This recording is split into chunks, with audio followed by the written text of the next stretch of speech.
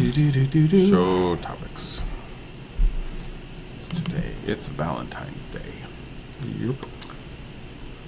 Is there an apostrophe in Valentine's Day? Probably not. Could be. I'm going to take it out because I don't know. Wow, that sounds like 8:15. 8:15. Happy Valentine's Day, everyone! Hi, everybody. Just looking for music. Give me a second here. It's too late. Don't bother. The moment has passed. Okay. No music this week. Or maybe I'm accidentally going to play. I'm just going to close iTunes because it desperately wants to update also. Don't do that. Everything wants to update on my computer right now. Yes, I wish to quit that. Happy Valentine's Day, everybody. Glad you could make it. I hope you got your wine. I hope you ran your bubble bath. I hope you covered up the camera on your iPad or iPhone or whatever it is you're watching this on, just for your own protection. If you want to send pictures, our Instagram is instagram.com/Bourbon Zeppelins. You can just slide into our DMs over there. Perfect. It'll go straight to my phone, so I'll know. So this is episode number 16 of Bourbon and Zeppelins. I am one of your hosts, David. I'm the other one, Jeremy. And yes, welcome. So happy Valentine's Day to you, Jeremy. To Hugh. Did you get me something? Got you some chocolates. I will share them with you as my gift to you. I don't want them. It's okay. All right.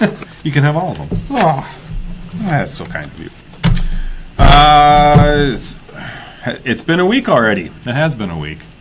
I don't even remember what's happened through this week. Let's see. What did I do this week? Pestilence. Pestilence. Flood. Famine. There was a lot of snow. Is that a flood? Well, first of all, we had the no snow, like +3. Yeah. And then we had the freezing rain. Covered with blowing snow. So yeah, that was fun today. Actually, I almost blew my knee out, I guess, probably, on the way out my back gate today. Like, I knew there was an icy patch there, and then I just sort of forgot as I was leaving the house today, and I just went, but I caught myself. Whee! Last Friday I watched the new Cloverfield. Have you watched the Cloverfield movies? No. Are any of them good? Yes, the second one. Oh. So I had never watched the original Cloverfield before. How many Cloverfields are there? There's 3 now. So there's Cloverfield, 10 Cloverfield Lane, which is great. That is a great movie. You don't need to watch the other Cloverfields to get it. And then on Friday they released Cloverfield Paradox on Netflix. Yes, I saw that. Because I hadn't seen the original Cloverfield, I felt I needed the original Cloverfield for the third one. Mm-hmm. Maybe kind of, sort of. The first one was kind of good. Like, it reminded me that, oh yeah, there was a time where every movie was found footage. And it was like all shaky cam, and there's some like nice reveals of the monster and stuff like that. It's like, as far as found footage movies go, I've seen worse. It's no Blair Witch, but I've seen worse. Did you like Blair Witch? Yeah, I loved Blair Witch. I was a big fan. So that was like the first time I'd really seen a found footage movie. Right. I was kind of bored through. I can see why people would be bored. But I watched that movie like 4 times. Like, I really dug that movie. 4 times? No surprises at the end anymore. No. Well, just, other people wanted to see it, right? And I was like, yeah, sure. I didn't just sit down and watch it 4 times by myself. I was going to say. Gee, I wonder what happens next. I love the part when they throw the map in the river. Anyways, so I watched the first Cloverfield, and it was okay. Nice little throwback. And then I watched Cloverfield Paradox, which is a nice little sci-fi movie where they just sort of tacked on some Cloverfield stuff to it. Like, apparently it wasn't originally a Cloverfield movie when they first started making it. When they first and for those of you who don't know, this is actually very common. Like, the last few Die Hard movies weren't written as Die Hard movies. They just what'll happen is, I thought the Yippee-Ki-Yay gave it away. Well, no, like what happens is people write an action movie and they send it in, right? Or they write people write movies and they send them in, and people are like, right, yeah, this is a good movie, but people hate new things, so let's put it in an established franchise. And so that's how you wind up, like, that's how I know that's how the last couple Die Hard movies were written. It happens with the Mission Impossible movies. I think it happens with James Bond movies. It would seem so. Yeah, and like I think the G.I. Joe movies were like that, where they just had an action script, and they're like, "Wouldn't it be cool if this was G.I. Joe?" Right? And so that's just kind of how it is in Hollywood in terms of writing. Is that why there were so many Twilight movies? Those are all based on books, which are all based on other books. So that's all. All right, that's all fan fiction. So Harry Potter fan fiction? Maybe? I can't remember. It is all fan fiction, though. No. Sorry. 50 Shades of Grey is fan fiction of the Twilight series, I think. Well, let's definitely not fact check that one. Yeah, I don't want to Google it. But, God, is it? Yeah, 50 Shades of Grey is definitely some weird fan fiction. It's definitely some weird that got published. Somehow. stuff. But And the newest 50 Shades Freed, or whatever it's called, came out.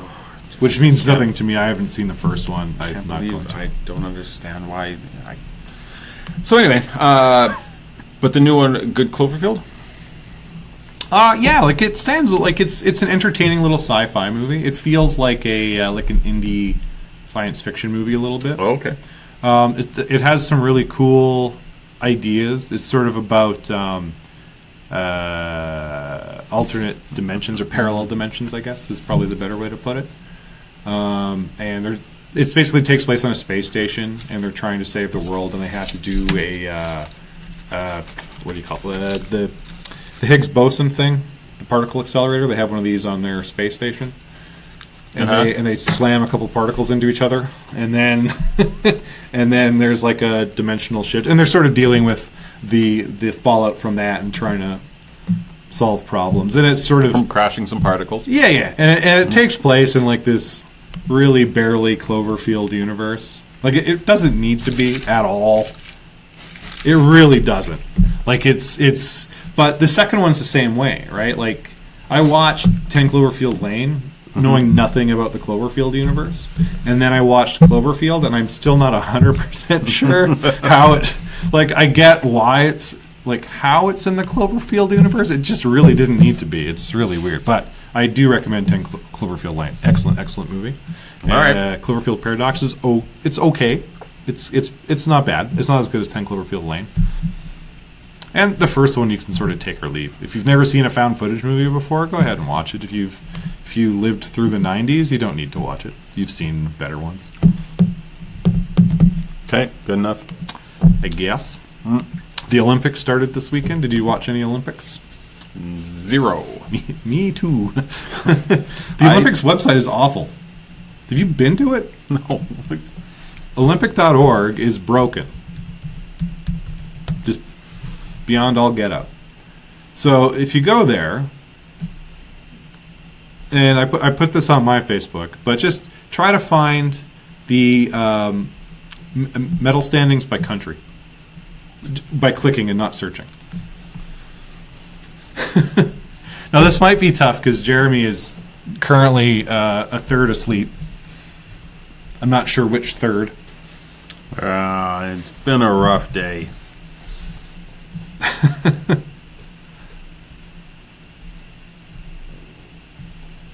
Nope. So this is kind of a trick question. I don't think it's possible to find it. Like I literally don't think it's possible to find. If you're watching right now, Jeremy can actually probably just put the Olympic.org site. Just stick it in the comments. If any of you want to play at home and try to find the medals by country, the medal count by country, just by clicking on stuff on the site. Tell me how you did it, because I can't figure it out. I can only do it by like going to Google, and then it finds the page for me. I don't know how to get there. And even being on that page doesn't tell me intuitively how to get there. It's really weird. It's really messed up. Apparently, the app is also terrible. Like, I went. Yeah. So there's a results button. I guess I could probably show this. Well, okay. There's a results button, but it tells you to pick which games you want to see the results for. But it doesn't have the current one. Not which sport, Which games? As in, my options are Rio 2016, Sochi 2014, London 2012. Yeah. But There's no Pyeongchang 2018. Actually, on a related sort of political note, Was this made by the same people who made the Obamacare website? I have no idea who made this. I guess the old Olympic websites were made by HP. I think this one's made by Atos. Or they have some part of this. I think they have I don't know what they do. I think it's like an engine for live results or something. But the website's a nightmare. I guess the app is no better. Countries. Yep. Yeah, so there's a list of countries that are taking place. There's a bunch of countries. Yeah. Here's some flags you can click on, everybody. Like, click on Canada. Yep. What does that tell you? The Anything useful? number of oh yeah, there's so there's a list of medals that Canada has. Okay, so but there's also a page that has a list of countries and how many medals How do I they've cross-reference this with other countries? won. Yeah, you shouldn't have to cross-reference it. You should just be able to click the link. Or it should just be the homepage. Like, I don't understand why it's not like the landing page. Because that's what people want to know, is what are the medal standings by country. They don't want to know that Eric Frenzel retains Nordic combined title? Probably not. 99% of the people going to this site have no idea who currently holds the title for any of the sports. It's true. I mean, especially ones that aren't... I mean, maybe hockey, you'd know. Well, but there's a photo gallery. Curling, figure skating, maybe, but no one knows who won Nordic combined except like people who compete in Nordic combined in their immediate family. Gender equality. Yep. No medals for that. We we won't have gender equality until everyone's competing as people. Yeah, they should all just compete in the same event. Men and women competing together. Well, no, just as all people. People of the people race. Okay. It's probably just more funny in my head than anywhere else. Yeah, probably. All right. Yeah. Oh, did you see the like what can I think of the word? The imposters? Impressionists? Not impressionists. Lookalikes. That's the word I'm looking for. Or imposters, I guess. Looky-loos? There's a guy there's two guys. There was two dudes. One was a Donald Trump impersonator. That's the word I was looking for. not imposter, impersonator. There's a Donald Trump impersonator, and a the North Korean guy. Kim Jong-un. Yeah. There's an imposter for him too. Jeez, you're the tired one, and my brain is just completely shut down. Welcome to Bourbon Zeppelins, where most things are made up and our brains don't work. There's not even bourbon on this show. I know. We're doing this sober. Oh my god. Okay, so there are these imposters. Yeah, they got removed from the Olympics. Yeah, they were like in the stadium. That makes me happy. Yeah, there's a good picture that I should find of. So the Kim Jong-un guy is like walking in front of the North Korean cheerleaders, and so there's like the picture's really good because it's got like the dude and then like three of the cheerleaders in the background, and they look a whole bunch of disgusted. Okay, what are they actually called? Impersonators. Yeah. I can probably just. Yeah. Oh, that's a good one. Yeah, he looks really good. Mashable's got a.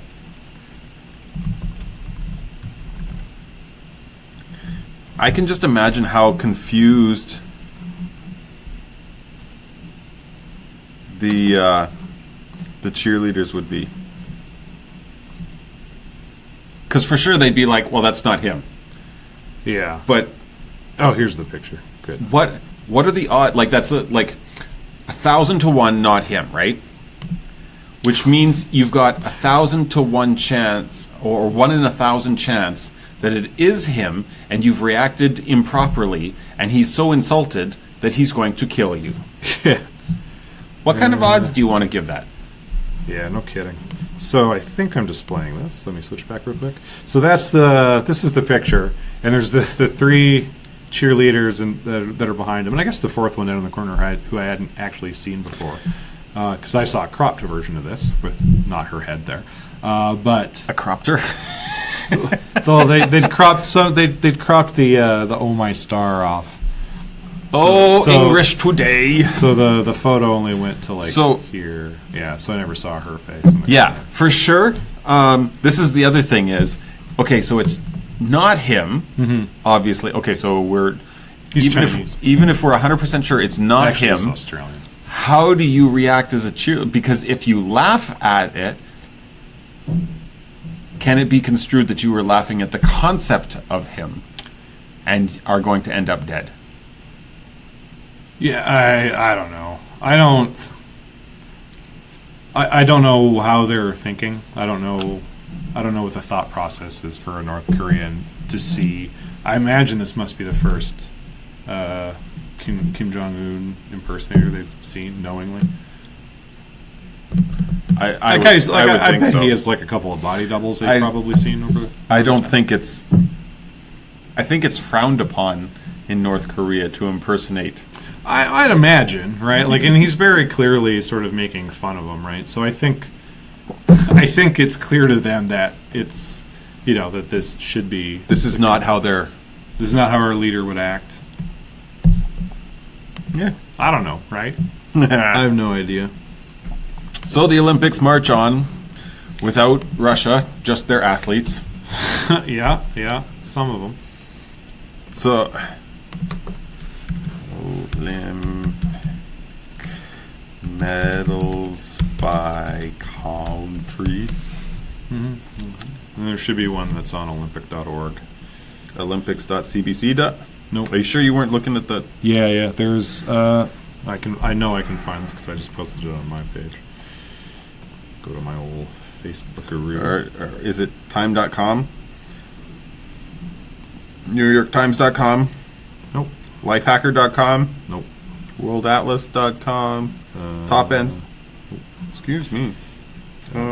Winter Olympic medals by time.com? Wikipedia? I love how Wikipedia is coming up ahead of everything. That's weird because like my first result was like Olympic.org. Yeah, let's try time.com. There it is. Ugh, Jeez. I don't want.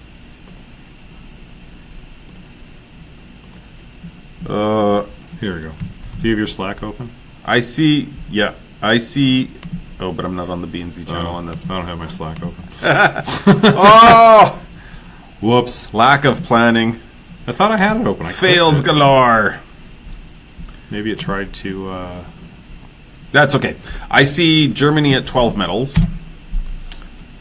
I see the Netherlands at 11 medals. Anyways, here's the page. That's Norway on, at 11.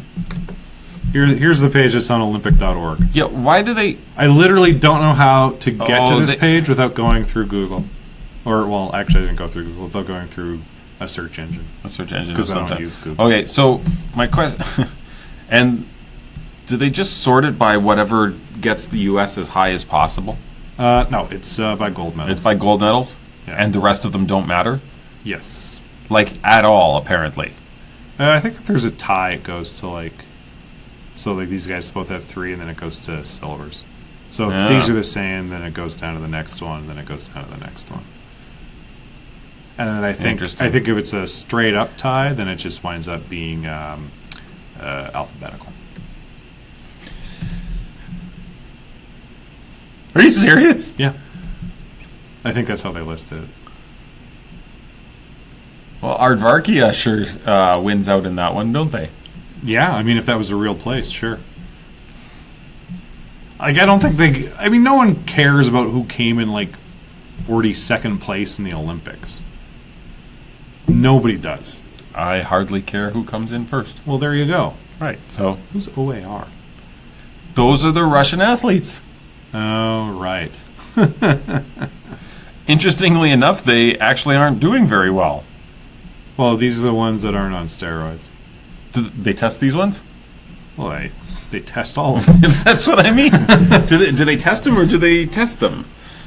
To be fair, they were... Which the Olympics is not.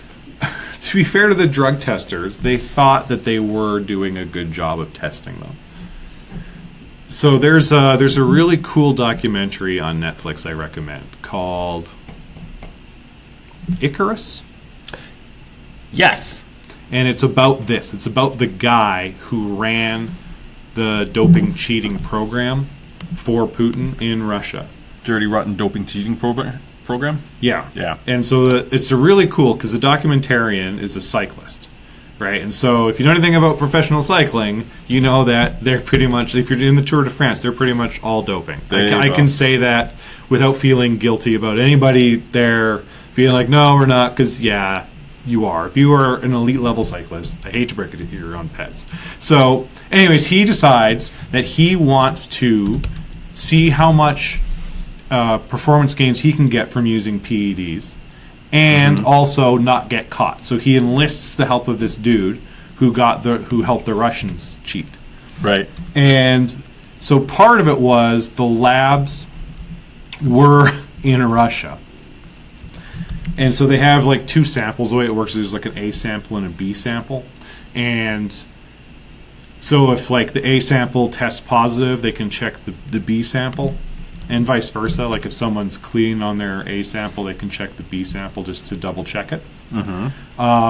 And they are put in tamper-proof bottles. So someone designed these bottles where once you closed it, you couldn't open it without it being destroyed.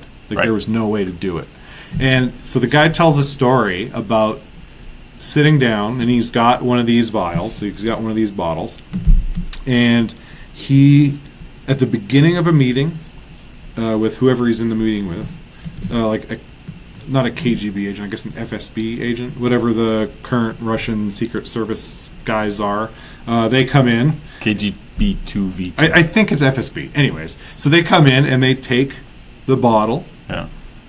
An hour later, they come back and they opened it without breaking it. They figured it out. So they were like, okay, that's one problem. And then they had to figure out how to swap the B samples after they get put in the room. And it wound up being like super simple. Like it was literally like a hole in the wall type situation where I would do it. Where he would go in and do the swap and then leave, and then that was it. And it was just a matter of him getting in and out without getting caught. So it's like really crazy. Without stopping him. So what I'm saying is as far as the Olympics knew, they were testing these guys to the best of their abilities, except they were really outsmarted by the Russians in this case. Yeah.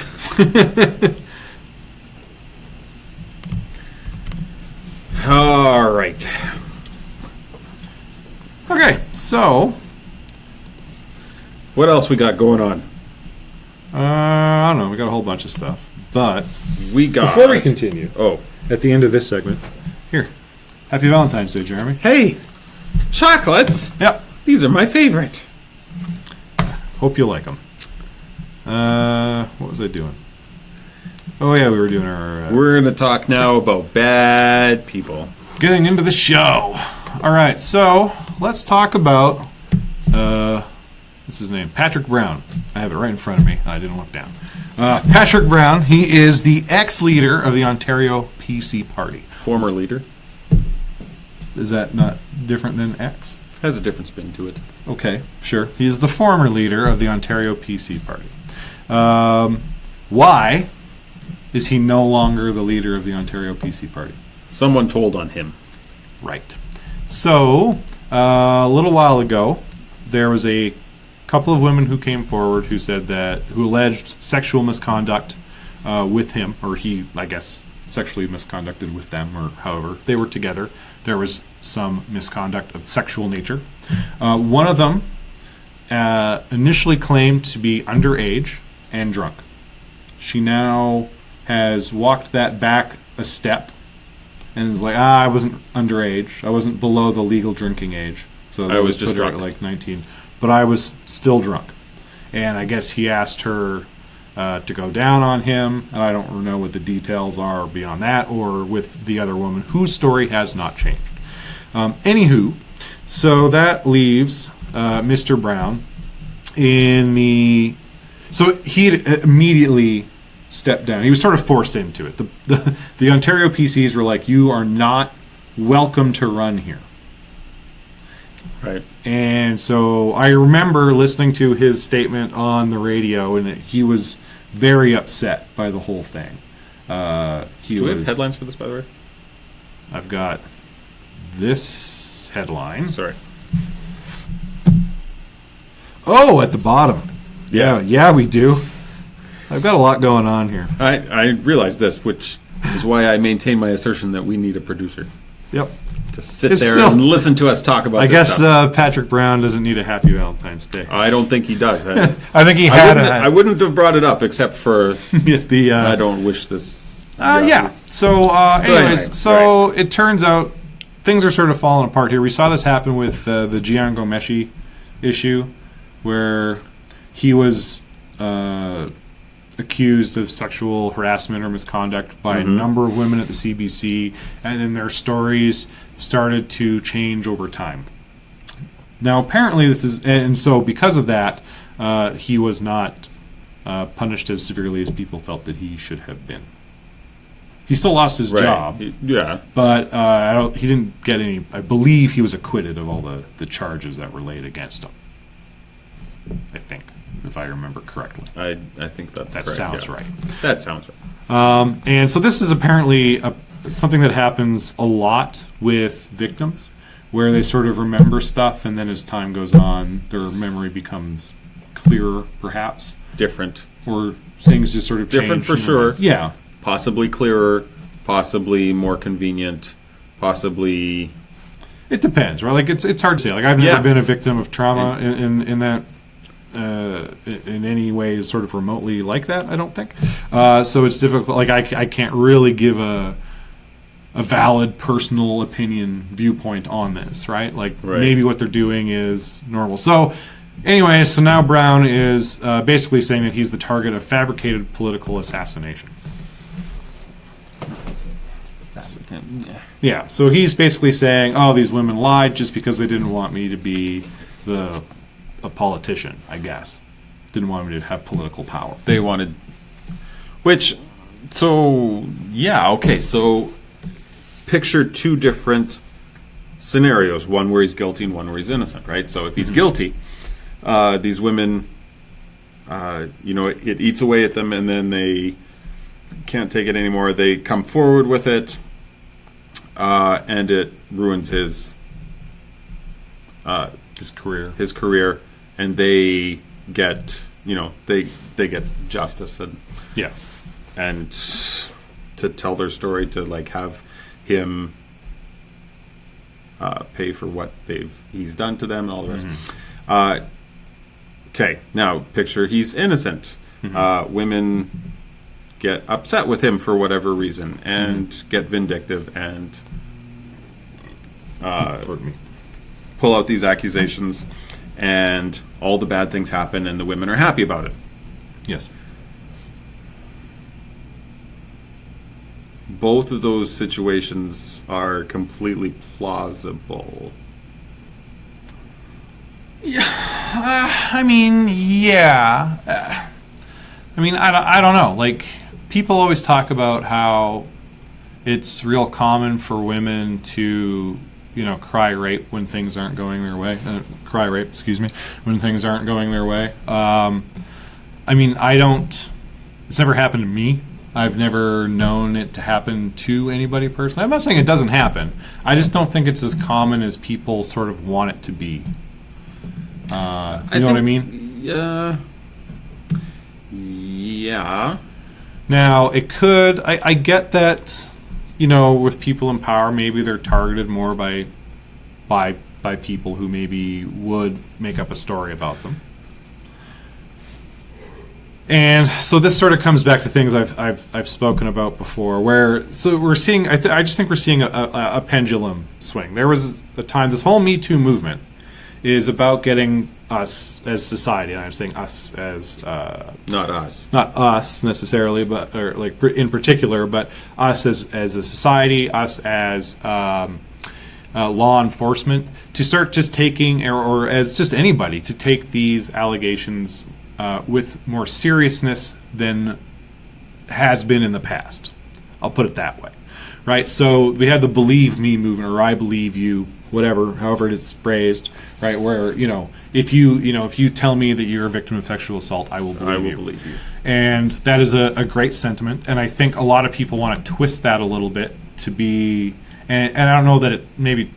Some people want to twist it to make it sound like a terrible thing, where it's like, oh, well, someone's going to say whatever, and we're just going to believe them, and that's it. And I don't think that's the sentiment of that statement, to say, I believe you, right?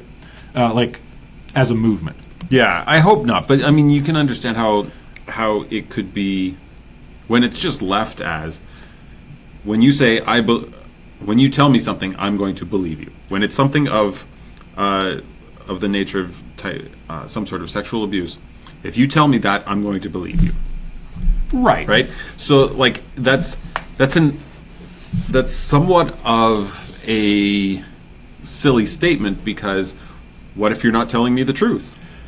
Right. Well, when you say that, what if the movement in some regard has the movement in some regards weaponized sexual assault allegations? I don't think it has any more than it used to. Or I think sexual assault totally assault has, because before, what it's done is it's put. There was nothing really stopping anyone who wanted to lie about sexual assault, because they didn't. Right, but it wasn't. What happens though, right, is like people who weren't coming forward before were legitimately didn't want to come forward because of the stigma, or how they were going to be treated by the police, or they just didn't want people to think that they were liars about it. People who wanted to come forward and say, this political leader did whatever, something inappropriate with me when I was a kid, could have done that anyway. There was nothing stopping them societally from doing that. Like, right, they couldn't go to the cops, but they could have gone to the media. Absolutely, exactly. They could. Whether it was true or whether it was false, there was no teeth to the allegations. Well, there could have been, but there really wasn't, because if there was, then the I Believe You movement never would have happened. The whole reason the I Believe You movement happened was because they wanted to give some teeth to these allegations.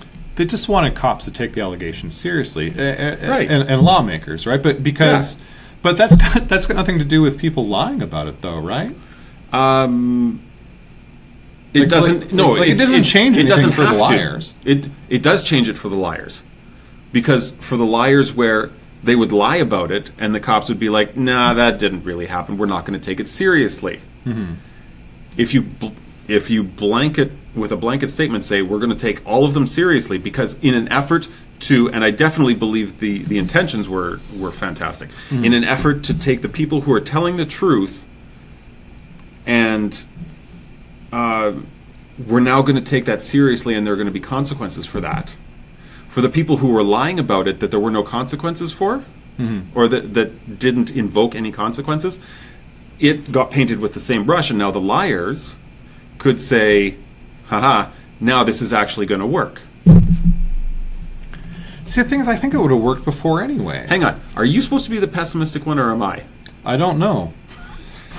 I think you. I don't think it would have. I don't think it would have worked before, and I think the fact that the movement came about is proof that it wouldn't have worked before. I think because before, no one got any traction with the allegations, right? That can't be right. Like, why not? Like, not with, no. I'm saying they wouldn't have got traction with cops. You're right, but they don't have to go to the cops. They just have to go to the newspapers. Oh, I see. Right? Okay. Right? Like if you want to take someone down, you do it through the papers, or whatever the current version of the papers is. Absolutely. Okay. Maybe. Although I do still think if I'm a liar, and before the only option I had is to take it to the papers, and then the papers have to actually have to actually print it, and then potentially I've got some takedown traction, and then this "I believe you" thing happens. Now I can do that, but I've also got this other great piece of ammunition where the cops are going to take me seriously, and now there's going to be legal action, and that's going to get into the papers. So before, I had to convince the papers that this was true. Sure. Now I don't have to, because of this wonderful "I believe you" movement. Now the cops are going to take. Now I think you're taking a little bit of a leap here, where now you think that the papers just have decided to stop researching things altogether. If someone comes to them with allegations, that they don't look into it, full stop. Right? They just go, "Oh, sure, because of the 'I believe you' movement, I'm going to take you at face value." But wasn't that a little bit what the "I believe you" movement was?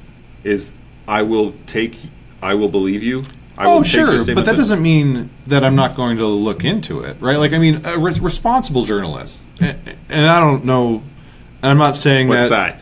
Well, like I what am journalists, the cynical one this time. Yeah, like what journalists, I guess, used to be. I guess there was a time True. where journalists were very trusted, and I have a hard time wrapping around my head living in a world where I can't trust journalists to do the right thing, because why be one otherwise? But whatever, that's neither here nor there, I guess.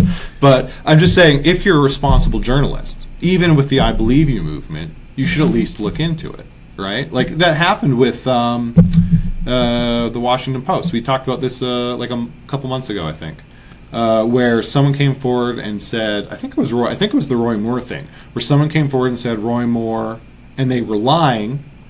They said Roy Moore did whatever when I was a kid. He raped me when I was 15.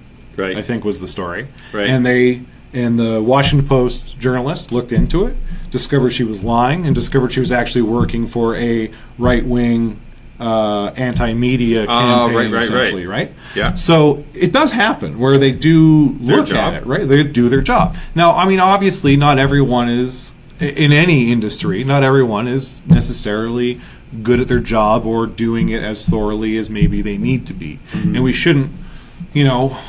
we shouldn't paint a whole brush, like a whole industry with this one tainted brush. The problem is that journalists bank on being trusted.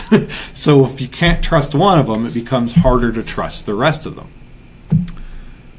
And that's just how people's minds work, right? Yeah, we don't have time to go down that rabbit hole tonight. Yeah. This is sort of how bias happens, right? True.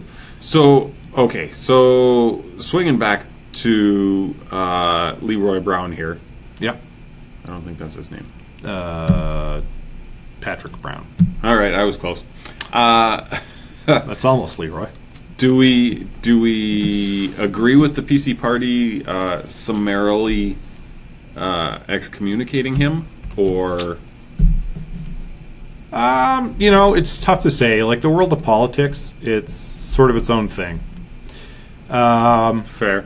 So what you're saying is you got to keep every toxic odor out, sorted out after, but I mean, stay away from so the reality is that the party wants to win elections, and if this guy has the stink of sexual misconduct on him during an election, he's not necessarily not going to win, but it makes it more difficult for him to win. Right. And the party would rather have someone a little less shaky in there, politically speaking. And I get that. Yeah. I understand their decision there. Yeah, you have to stay away from even the possible appearance of. But I will say this: if it turns out that the allegations are false, and I don't necessarily think that they are, but let's say that they do turn out to be false, he should also be given the opportunity to be welcomed back into the party to run. And I don't think he will be necessarily. He might be, but because that story's still attached to him. Like if you Google his name, I think 4 years, this will still come up. And it might not come up as being he was acquitted of whatever, or this turned out to be false. And that's still a problem for a political career. Yeah. I think it's going to depend on how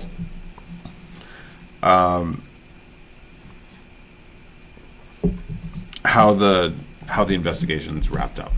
So if it's wrapped up loud and resoundingly that he's innocent, then maybe there's a chance for him to be welcome back. But if there's any sort of shadow over the findings, yeah, I think this is me being a little cynical. I think one of the benefits of him being in the PC party is that the very right hates the idea of sexual misconduct, these allegations. I think that and this is me, this is my bias, where they really buy into that narrative of the vindictive woman who is fabricating political assassination in this case. And so if it is determined that they were lying and that this guy is innocent of everything, they will shout it from the mountaintops for everybody to hear in all of the right-wing media outlets they can find. Which creeps very slowly into my Twitter feed. Wait, and I mean, if it's discovered that he is innocent and this was an attempted fabricated assassination, and I get that. Like, I think they should be like ringing the church bells and crying from the mountaintops. Any politician and he in should any be party able to sue the pants off her. And well, yeah, I mean, I think at the very least, people should be charged when they make false accusations like that. That doesn't happen a lot. Like, you don't hear a lot about, like, oh, well, this was a false accusation, and then you don't hear about, whoever getting arrested or convicted. It happens from time to time, but it's not as common as maybe it ought to be. I keep hearing false adjective. Anyway, yeah, so we'll see what happens. I don't know. Go from there. All right, so this next story is a little more lighthearted, I think. It's not as... It's got a bunch of crazy town silly pants stuff in it. Yes, this has an ex-prime minister, which is always fun. A female prime minister. So that is a giant picture of Kim Campbell. She was our prime minister for a couple months in 1993. Was it only a couple months? I think it was less than a year. I'm not actually 100% sure about that. I think it was part of 93 into briefly 94. In 93. There you go. Yeah, okay. Anyway, she's a 70-year-old lawyer right now. Yes. Okay. So there was basically a study that came out. We'll get to that in a second. So the headline sort of says it all. Kim Campbell basically says that she was talking about news anchors, female newsreaders, having bare arms on TV and how that makes the world take them less seriously. Or viewers take them less seriously. And my problem with this is you cannot make these broad generalizations. Because it sure is a problem, isn't it? Just in every aspect of life, making broad generalizations tends to suck. Okay, so this is the thing. Can you find an example where a woman is wearing something that shows her arms, which is not an appropriately professional outfit to wear to... it depends on what else you can see. This is what I'm saying. It just the fact that you're seeing her arms in and of itself does not make it inappropriate. Yeah, I mean, I don't know. Are there... I was going to say I can see your point, but I kind of can't. I sort of can. So there is a thing where there certain women and certain outfits in which you can see their arms and it's appropriate? Yes. Are there certain women and certain outfits in which you can see their arms and it's inappropriate? Yes. Yeah. Is there a tipping point, a balance on that? Is it like 70-30? Is it like 90-10? Is it 50-50? I want to give her the benefit of the doubt here, real bad, that she doesn't just literally mean bare arms and she's using this as a metaphor. So there is, and you can tell this if you watch the news. Hang on, are we talking about guns? No, we were talking about sexualization of people. Okay. So if you look at news anchors, the male news anchors, and they do talk about this. Male news anchors wear a suit. I want to see a male news anchor in a muscle shirt.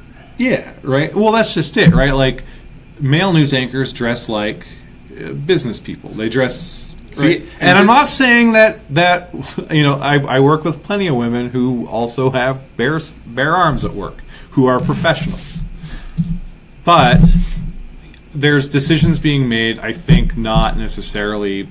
I don't think I'm not 100% sure about this, but I don't think that the news anchors, the people on TV, pick their outfits exactly. They are picked for them, or they are given a selection to choose from. You think so? And so men are basically going to get, generally speaking, conservative suits unless they have been determined to be less conservative, in which case they get a wackier suit. And women tend to be sexualized a little bit more than the men do in terms of whatever, exposed skin, if you want to be a little prudish about it, I suppose. So there is a little bit of a double standard there. And then there's Don Cherry. Right. So like I say, there are exceptions. Like there's Don Cherry, there's the Blue Jays guy. They shoot a couch and make a suit for him. Yeah. Yeah.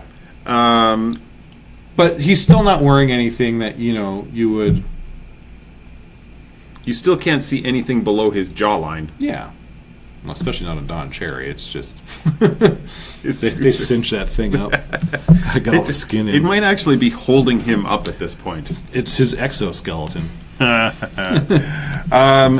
so couple things here. One, the very definition of business attire for men is like about... The definition it has about this much leeway. Mm-hmm.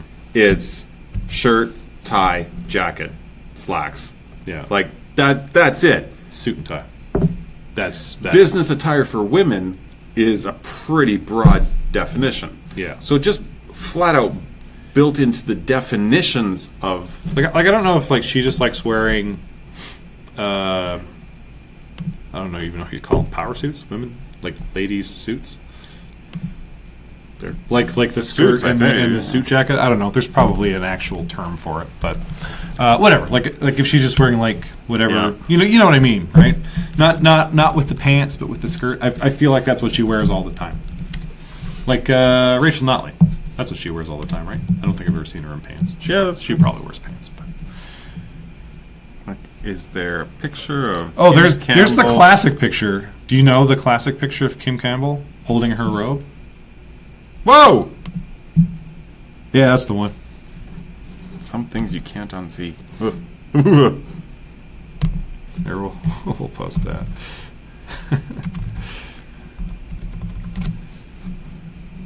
I will find it real quick here, hopefully.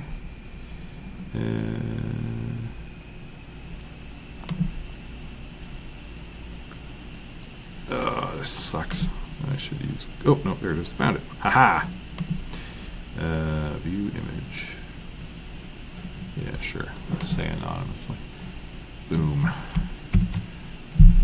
There you go, everybody. There's a picture of Kim Campbell from, I don't know when, many years ago. Many years ago. 93, probably. I can't remember when this was from. Anyway,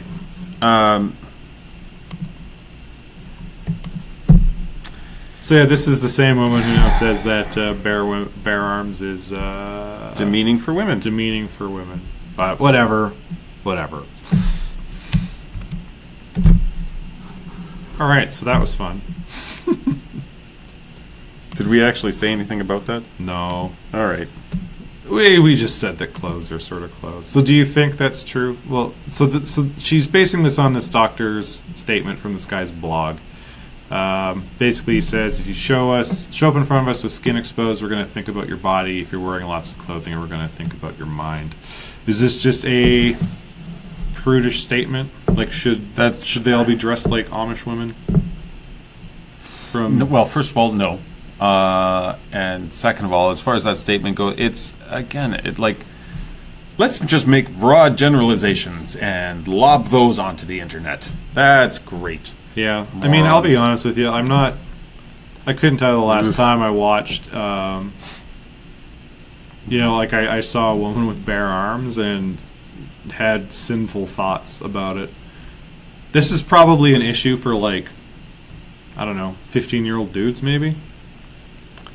Like, people who are just overrun with hormones. And I think there comes a point in your life where you're just like, oh, look, there's someone else with bare arms. Like, it stops even being a thing you notice, you know? Yeah, I don't know.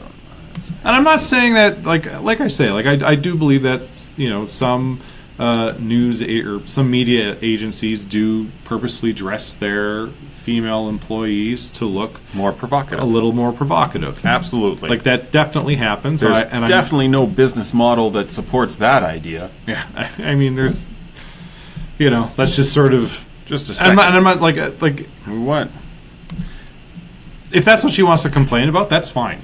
Hopefully she's not like I say. I want to give her the benefit of the doubt here, and she's using this as a metaphor for provocative dress and not just literally bare arms. But I don't really have any reason to think that. It doesn't seem like there's any reason to think that, but hopefully that's. Yeah, I mean she's. Hopefully like that's more like what what she's getting. She at. could just be prudish and doesn't like bare arms. Could just be old and losing it. Could be that too. I feel like I'm losing it half the time now. Yeah, I'm a little worried that I'm getting like early onset Alzheimer's. Oh, that would be great. Oh, that sounds. I mean, I could sort of get by. I think I could fake it. I think I might be. I think I might be faking it right now. All right, let's go dark. Okay. Yeah, we got to get... Oh, we started late. We're not that. Yep, no, we're not that bad. Okay, I got to find my words here. Okay, Canadian justice system. Yeah, so we're talking about a couple of big stories in the news. One of them is the Colton Boushie trial and the result of that. And we're not going to dig too deep into this. If you're watching this looking for a hot take on whether we think race was the underlying motivator for this, you're not gonna hear that here. I don't think. I don't know. Not on purpose. We aren't consciously going for that. We also aren't going to be attacking is the Canadian justice system racist, which is the other thing that's sort of being put out there right now because of the Colton Boushie trial. Ugh. So if you don't know what we're talking about and you live in Canada, and I kind of don't know how you don't know, but there was a young First Nations man who was shot and killed by a farmer on his farm, on the farmer's farm, Gerald Stanley. And Gerald Stanley was acquitted of that murder, essentially. So the way he was acquitted, and this is sort of the important part here. So the reason he was acquitted, I'm just trying to figure out how much detail that I really want to give here, or how much I have to give. Gerald Stanley has a magical gun. And so he has an old Tokarev, which is I don't know that it's a real Tokarev. It might be a replica, but it's like an old Russian-made gun. And his story is that Colton was trying to steal one of his vehicles. This is all allegedly. I'm prefacing this all with the word allegedly. So Stanley went and got his handgun. Allegedly. Put 3 bullets in it. Allegedly. Walked outside, pointed it in the air. Allegedly. Pulled the trigger. Allegedly. He says 3 or 4 times. So he had 3 bullets in there. He pulls the trigger 3 or 4 times as he's trying to scare people away. Allegedly. Also,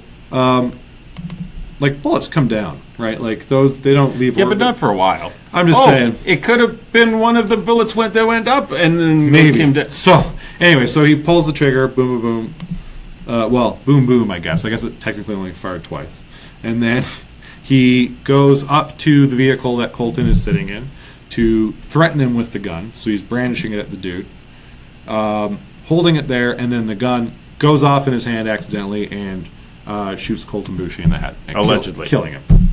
Well, that part's not so much allegedly. What I just told you is Gerald Stanley's story. I'm telling you his defense. Gotcha. Oh, right. So I guess I don't have to say, well, it is still allegedly. I guess not. I guess we don't have to say allegedly because a jury of his peers, we can say whatever we want. Allegedly. Because a jury of his peers has decided that he was telling the truth or this was good enough. They would have had to believe it in order to accept it to acquit him, right? Right. So I guess we can say that this is sort of a record of a matter of truth now, I guess we don't have to say allegedly. Okay, so to distill this a little bit, what happened was a farmer accidentally killed someone on his property and was acquitted for it. Yes. Everybody got that? Cool. Second story. There was a triple murder in, what year did I say it was? 2013, I think. Yep. This man, Jason Klaus, and Joshua Frank, these men, I should say, killed their family members. Allegedly. Well, they were convicted yesterday, or sentenced yesterday. Or today, I guess. And Today. Yeah, they were sentenced for 25 years. They killed 3 people. I was going to say between the 2 of them. But yes, they were convicted of killing 3 people. They have received 25 years without parole, or without a chance of parole until 25 years, 25 to life. So the people who are, although I'm not 100% sure when I say 25 to life, because I was always under the impression that in Canadian law, a life sentence was just 25 years. At any rate, the other members of the family are upset that this is not a long enough sentence. They believe that it should be 25 years per count, basically. So they want 75 years for these guys, which is, basically a death sentence, they say, which is... Well, it's not. Well, they would die in prison. Yeah, but that's not dying now. They'll die sometime. Well, sure, but a death sentence doesn't mean you die now either. How long do you think someone sits on death row for? No, a death sentence means we put you to death. Yeah, but you don't die now. You sit in prison for 30 years before they kill you. That's only because the system is inefficient. Inefficient. God, I wish the system was better at just killing people. No, that's like... Yeah, anyway. That's a whole other thing. Anyways, we gotta... So I wanted to discuss... So the reason I bring this up is I wanted to have a discussion about what is just, I guess. What is the purpose of incarceration? So when we convict people, when we take people to court for killing people, we have in North America, maybe probably around the world, this is probably holds true, but definitely in North America, we have different standards for sentencing people based on whether or not a murder was premeditated versus being accidental. So in the States, I know they have like first-degree murder and manslaughter because I watch a lot of cop shows. I don't know what the actual terminology is in Canada because I don't watch a lot of Canadian cop shows. I suspect it's similar. So, if you look at sentencing as I want to keep criminals, we want to keep society safe. So we're going to take people who kill other people and put them where they can't hurt anybody. Right? So we remove them from society and put them in prison in order to keep everybody safe. My question is, why do we give people longer sentences for premeditated murder than for accidental murder? So if I take Gerald Stanley's story at face value, that he went and got an old gun and it had a hang fire and he accidentally killed somebody. Right. How is he not a bigger threat to his surroundings, to his community, than someone who premeditates a murder and kills members of their own family? Because he only does that in self-defense.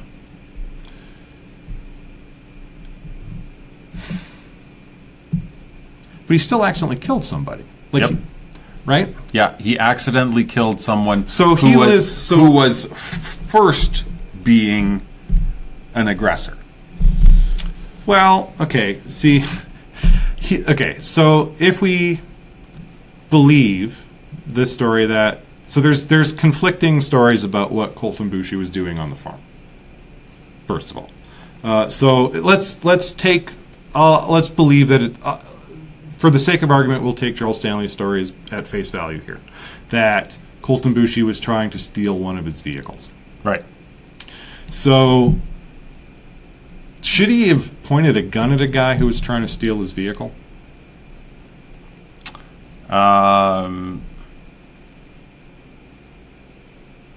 Like, what would the cops tell you? I mean, the cops are going to tell you, that guy's stealing your vehicle, you have insurance, just let him take it, call the cops, we'll handle it.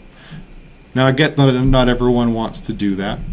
I could understand you wanting to... I get that, you want to protect your property, and it's a little different in a rural situation. I understand that also. But if you point a gun at somebody, and firearm owners know this, you don't point a gun at somebody unless you are willing to put a bullet through them. Right. That's one of the first things they tell you in like a firearm safety class, is don't point a gun at somebody unless you're... And I get that this guy thought that his gun was unloaded, but that's, another thing they tell you if you're a responsible firearms owner, is treat every gun like it's loaded until you've checked and made sure that it is unloaded, which he did not do. So he takes a gun that may or may not have a bullet in it, and he points it at a guy who he believes is trying to steal his vehicle. And that gun accidentally goes off. So what happens, so this guy now has a pattern of behavior where... If you try to steal his vehicles, you might get shot. He'll point a gun at you. He'll point a gun at you. Right? Right. So now he's put himself in a higher the higher percentage of accidentally killing somebody. The more you point guns at people, the higher the odds are you're going to accidentally kill somebody. He fired two bullets into the air. He thought he shot 3 into the air. Those are going to come down to random places. That's a big threat to his surrounding community. I mean, I get it's a lot of open space there, but I mean, who knows, right? Maybe you get lucky, you only graze a tree or something like that. But maybe you get really unlucky and you nail somebody. Yeah. Right? This is not the behavior of somebody who, this is the kind of person who I think should be removed from society for at least a few years. I think it comes down to what your definition of an accident is. Right? Okay.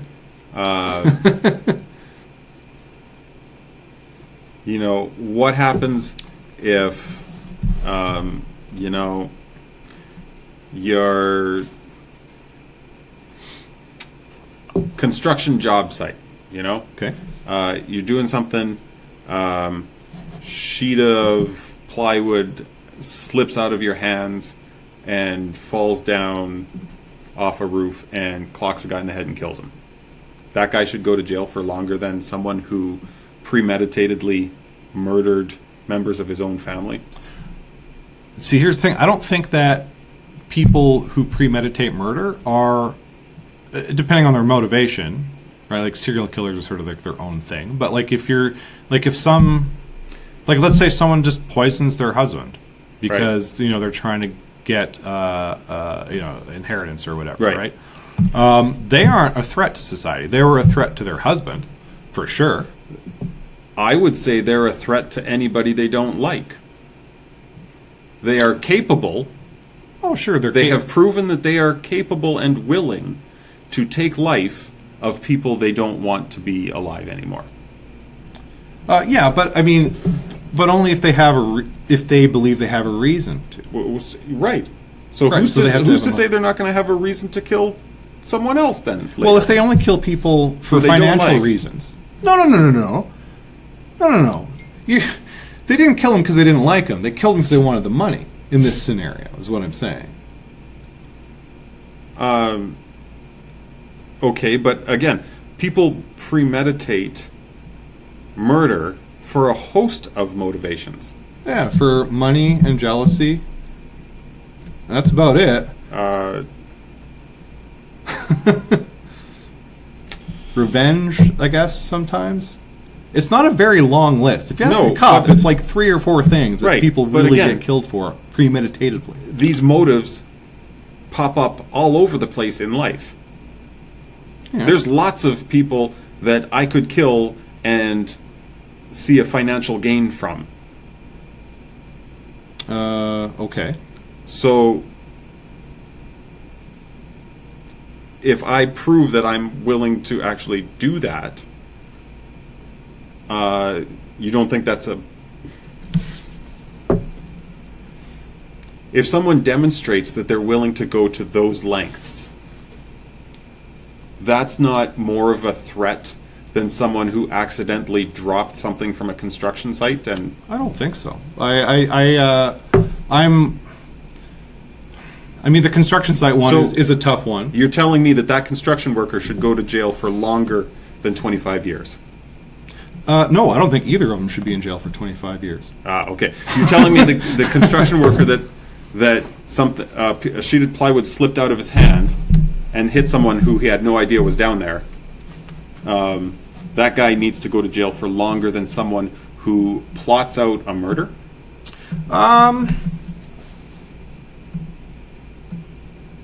That's a good question. It's sort of... So kinda the depends. guy who kills his wife Yeah. out of jealousy, Yeah.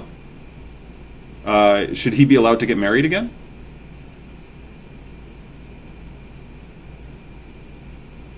Oh, that's a good question. Because he's demonstrated Yeah. that if he gets jealous, he's willing to kill someone. Yeah. And I would maybe submit to you that maybe he's the jealous type. Okay. If he's going to get so worked up that he's actually going to kill someone over being jealous about it. So unless you tell him, okay, you're not allowed to have relationships anymore, you're actively putting him back into a scenario. Okay. One second here. I'm gonna take the stance that someone who kills someone in a fit of jealous rage isn't premeditating murder. Yeah, that might be. Okay. So I would say I'd put them on the same as someone who accidentally kills somebody. I would put them on very different. I'd say they're no different than someone who gets into a car accident and someone dies. I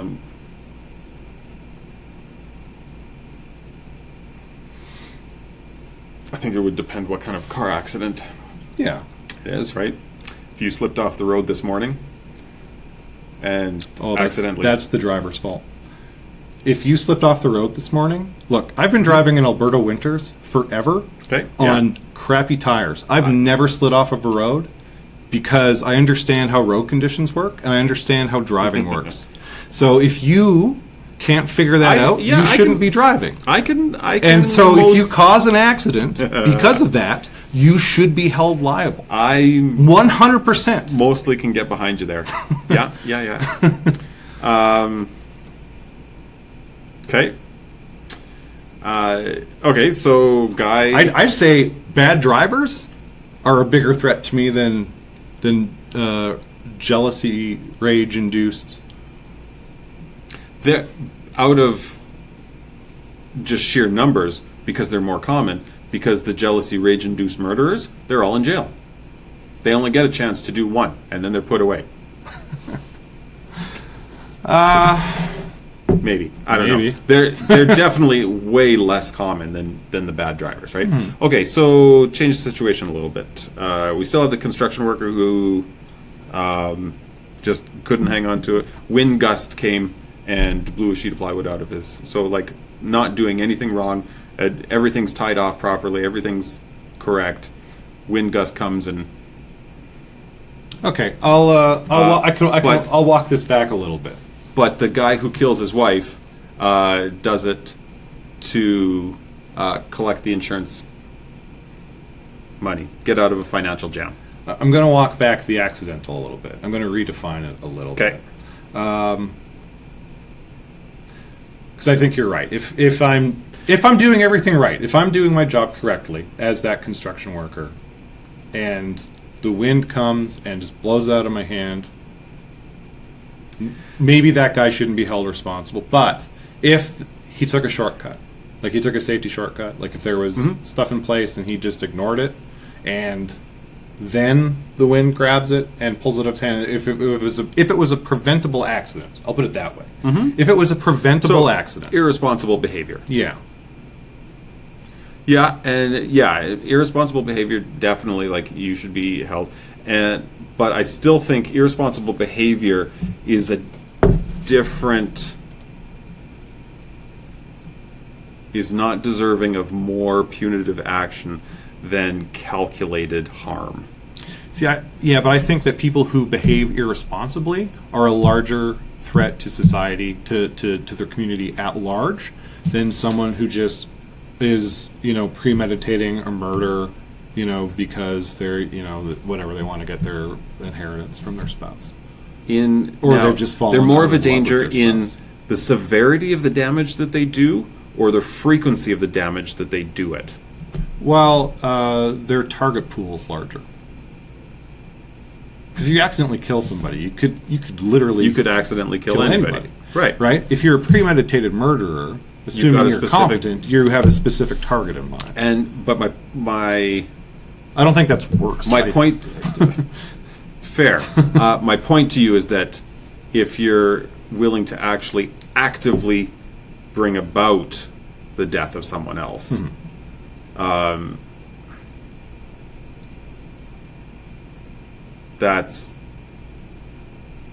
still think that's worse than if I'm just not paying attention, acting irresponsibly, and... Well, I mean, I'm not saying that premeditating a murder is good or ethical or moral or anything like that. I just think that in terms of, if we're sending people away to keep a community safe, I think the community is safer if someone who accidentally kills somebody is sent away for longer than they are. Like, we just acquitted a guy for accidentally shooting somebody. That's, like, I think all the other parts of that story aside, that's a travesty. You shouldn't be able to accidentally kill somebody and walk away. That's nonsense. Like, he has testified to behaving irresponsibly, leading to the death of another human being. Yeah, that's I agree that there's something there that we don't hold people responsible for their actions. Like, people are just like, could have happened to anybody. Well, except it couldn't have. It wasn't going to happen to me. Yeah. I'm not going to accidentally shoot something. Not going to happen. Because I'm not going to wave a gun around and point it at something that I don't want to shoot. Yeah. There's I agree that there's something there that's not severe enough for people who accidentally cause huge amounts of damage. There, in the motivations of the people, I still maintain that it's a far greater crime to plan and bring about the death of someone than to be acting irresponsibly and doing something. And have something go wrong. It may be a greater crime, but I still think they're less of a threat to the community at large.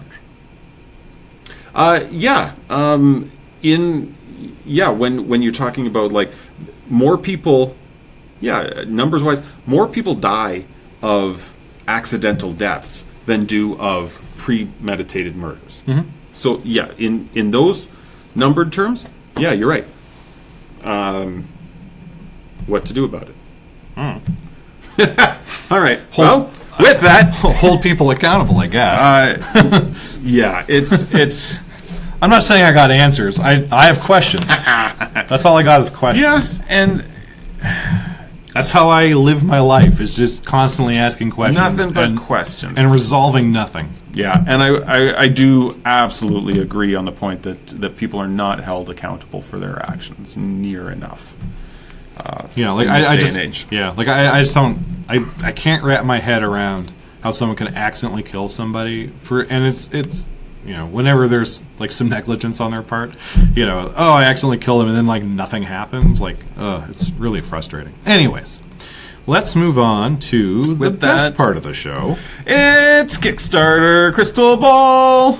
Probably if I can. Oh, I'm on the hey, wrong. are these Soul Development? We finished them last week, right? Maybe. Didn't we? Tell me. I don't know. Let's figure this out. Maybe. They made their pledge. I can look at the spreadsheet. But I think we knew that already last week. Soul Development. Yeah, they made it last week. Yeah, okay. Oh, did they? I didn't put it in the spreadsheet. I think we're both just so they did make it? Disappointed that they made it, yeah. I'm so happy that Type 1 writers, did they Type make it? 1 writers made it. I think did I not? She only had 20 backers, hey? Wow, she wasn't asking for a ton. No, she totally was not. No one's going to lunch. No one pledged £100. Oh, well, that's okay. Let's see. No one did 50. Nifty at 50. No one did 30. She really, she got 5 that did 20 or more. I honestly want to, write her and just... Well, I'm sure you can find her email address on here somewhere. All right. We know her name. Getting to the good stuff. Okay. Hold on. I just got to check to see what screen I'm on right now before we do anything else. Holy moly. I'm on the right one. Okay, so that was Type 1 writers. So, Emma, 2 buckets. 2 buckets. What were we at last week? Last week, 2 buckets was at... Oh, this is not large enough. I need more monitors. 2 buckets was at 14,641. Hey, so this week they're at 17,641. 17,641. We're doing the U.S. versions of this, right? Correct. Of their 50,000. So they're creeping forward.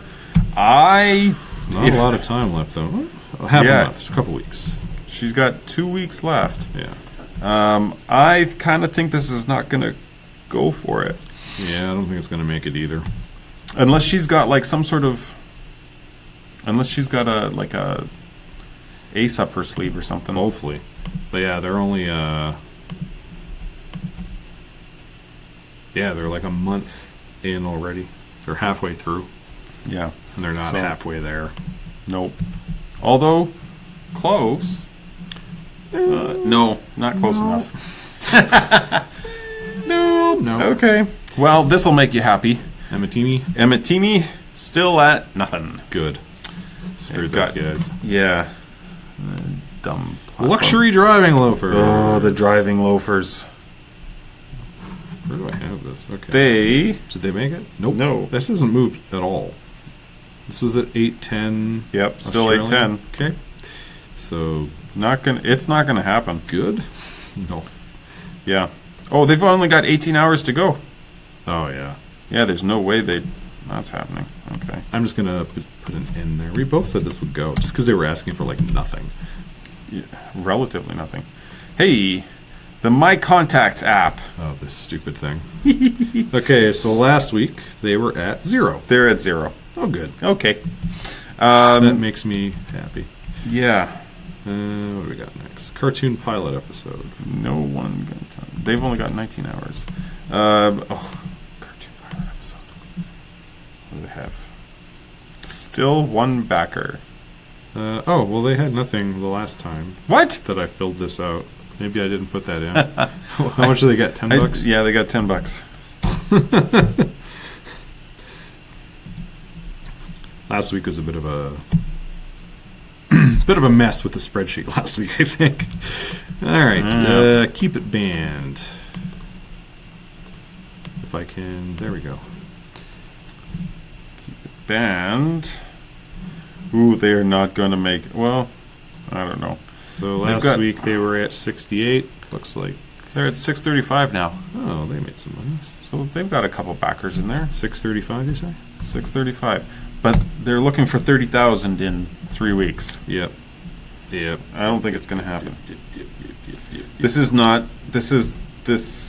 not innovative enough to get anybody excited. No. It's neat, it's whatever. It's not. This is not the right place for this thing. The wall. They Is made this done yet? This yeah. must be done. 8 days to go, but Oh yeah, right. Yeah, I knew they made it. they're just chugging ahead, hey? Are we tracking the over? Sure. Give it to me. They're at 48.93. Wow, that's the last time we checked them. It was 1663. Sorry, 4853. 48.93. 93. 4893. Mm-hmm. Okay, cool. Going like crazy. Leg desk. This dumb thing. Oh man, One backer. still at 50, which is I think where we had Still at last 50. week. That is what we had last week. Yep. Oh, I think Good. they're gonna win this one. Ha ha ha. Stupid. A week to go. Bar tabs. Awful. What the crap was this? Oh. This dumb thing. This The Tinder for bars. Tinder for bars. They Or don't whatever. know This what is the they're guy who- doing. He just can't tell his friends the truth, so he needs to build an app so he can lie to them more So we can effectively. have like a web of lies protector. Well, he's got money. What has he got? 40? $36. 36. He was at 0 last time we checked in with them. Who's backing this stupid thing? Who knows? Ugh. The Outdoorsman. Here we're into the repository for everything. With the $500,000 goal. Sorry. Oh! I clicked on the wrong thing. Just a And sec. the Okay. Is he? the design straight out of 1995. That's so awful. So awful. Still at 0. Still at 0, thankfully. Yeah, we both have no's across the board for that. which Okay, is good. anger. Oh, the anger management simulator. Come on, Dave. Why is there no? There we go. Sec 252. Last week they were at 252. Okay. Still nothing.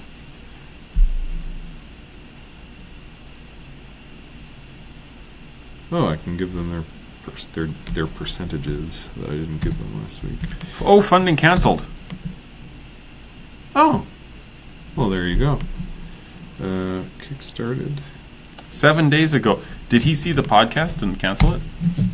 Probably. That's probably well. No, because I told him how to get the money. No. If you watched the Oh, podcast, yeah, that's this right. would have been fully funded.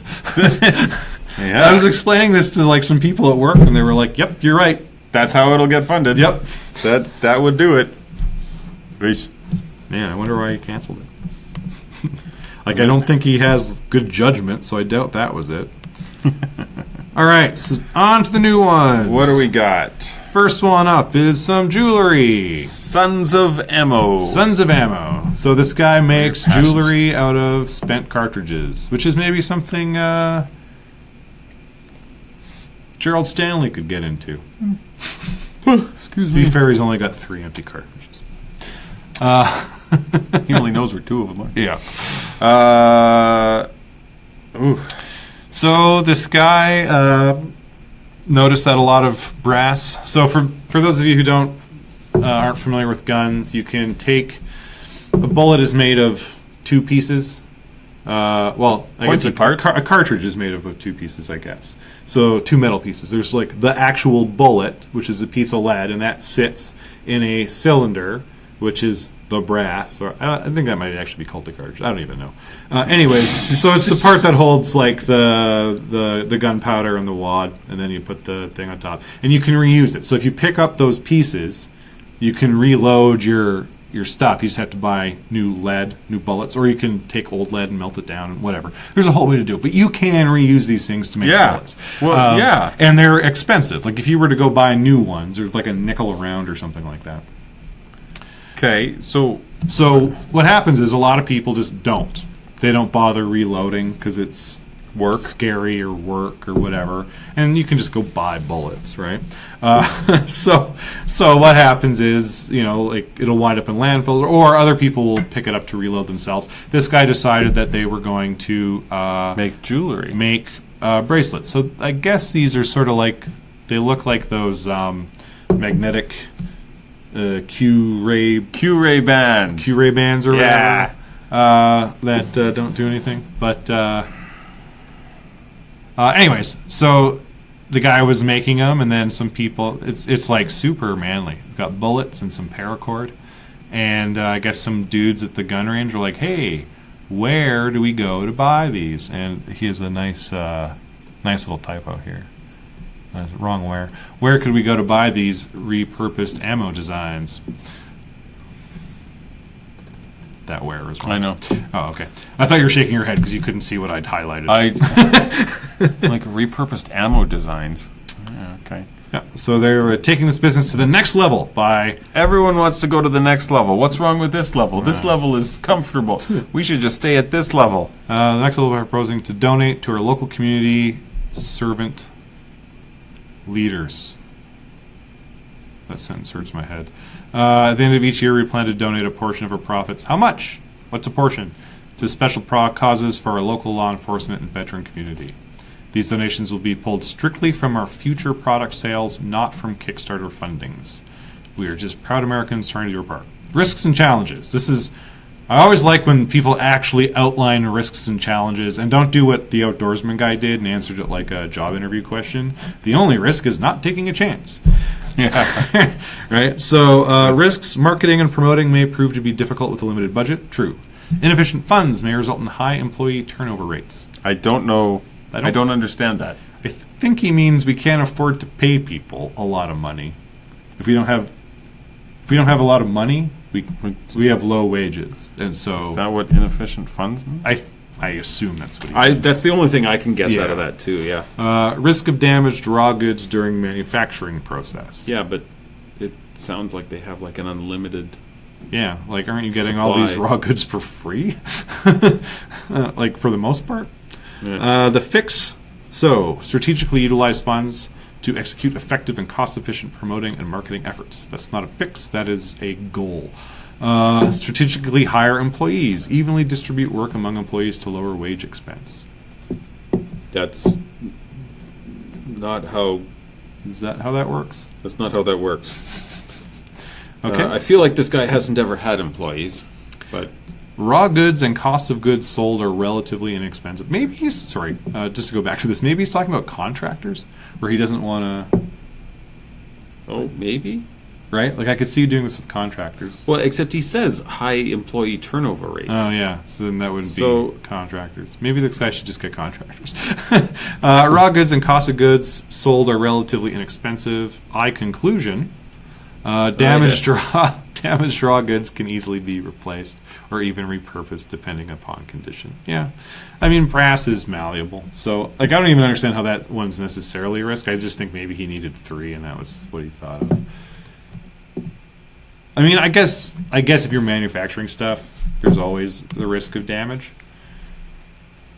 But, I mean, the brass casings, not a huge risk of damage there, and the cost is really low. And I know this without being privy to his business model, more than he's finding used ones and just taking them. And like his biggest expense is probably paracord, right? Which isn't expensive.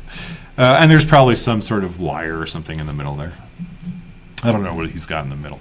But at any rate, so he's asking for 100,000 American dollars. Hundreds of thousands macaroonies. In 2 months, 59 days. So, what do you get? $10 you get nothing. $50, flagship item offer. Custom make a cuff for your generous donation.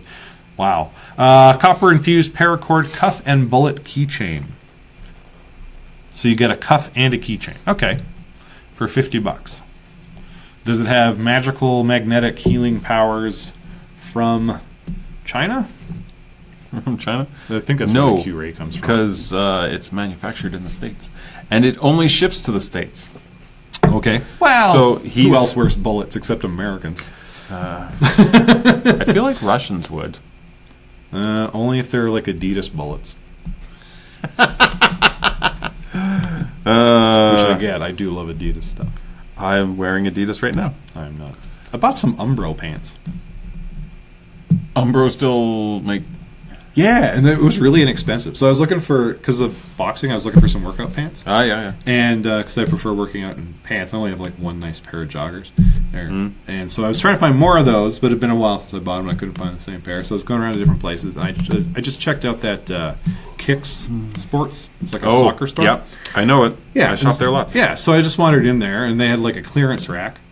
And they had these Umbro, they were like pants. driller warm-up pants. Okay. And I was like, oh, that's cool. They were $25. And I was like, wow. Sold. I was like, cool, let's find all the ones in my size. And I had two. So I bought two pairs. But they were all, regularly, they're only $35, which is still cheaper than most workout pants. Yeah. And they're nice. They're really comfortable. Anyway, I've never owned Umbro anything in my entire life. Oh, I've had multiple Umbro shorts. shorts. Yeah. Shoes. No shoes. Okay, so in terms of Sons of should, I think this. I'm gonna go out on a limb and say should. okay, Like this is the type of like, go-getter ingenuity type. Like, let's try a project and do something with it. He wants to do good things with profits. So I'm like, yeah, that's. Yeah, I agree. Let's with make you. a go of it. That's usually the kind of thing I see from like 12-year-olds, but Yeah, arts and crafts projects. This is this. I sort of dig this. I like this as a Kickstarter. Yeah, I'm okay with it. Like should it be here? Yeah. Also, though, I mean, he could. Like, I feel like someone should maybe tell him about Etsy. Yeah. Right? Like, he could literally just make this without. Start making them. Yeah. And Like, he could invest selling like them $200 like 5 at a time. in like it. Like, how much paracord do you get for $200? A lot. A lot. Right? And then he's basically getting the casings for free. Mm-hmm. The spent casings, and then he's got like I guess some wire and maybe some keychain parts he has to buy. Right. Like with a $200 investment, based on like what I'm hearing he's making this stuff out of, he can at least make a handful of these. Yeah. And sell them on Etsy for a ridiculous markup. It's true. And sort of just build his business that way. That being said, I'm still fine with it being on here. I'm totally good with it. Yeah, like this is at least it's something sort of original, And he's like, I just want money so I can make these things and sell them. I get that. That is sort of what crowdfunding is supposed to be, right? Like I have a business idea. Please give me money for my business. Yeah. Do you think he will make it? I think he won't. Me too. I think he's asking for way too much money. Because I think people will come to the same conclusion you and I did and say, hey, he should go find Etsy.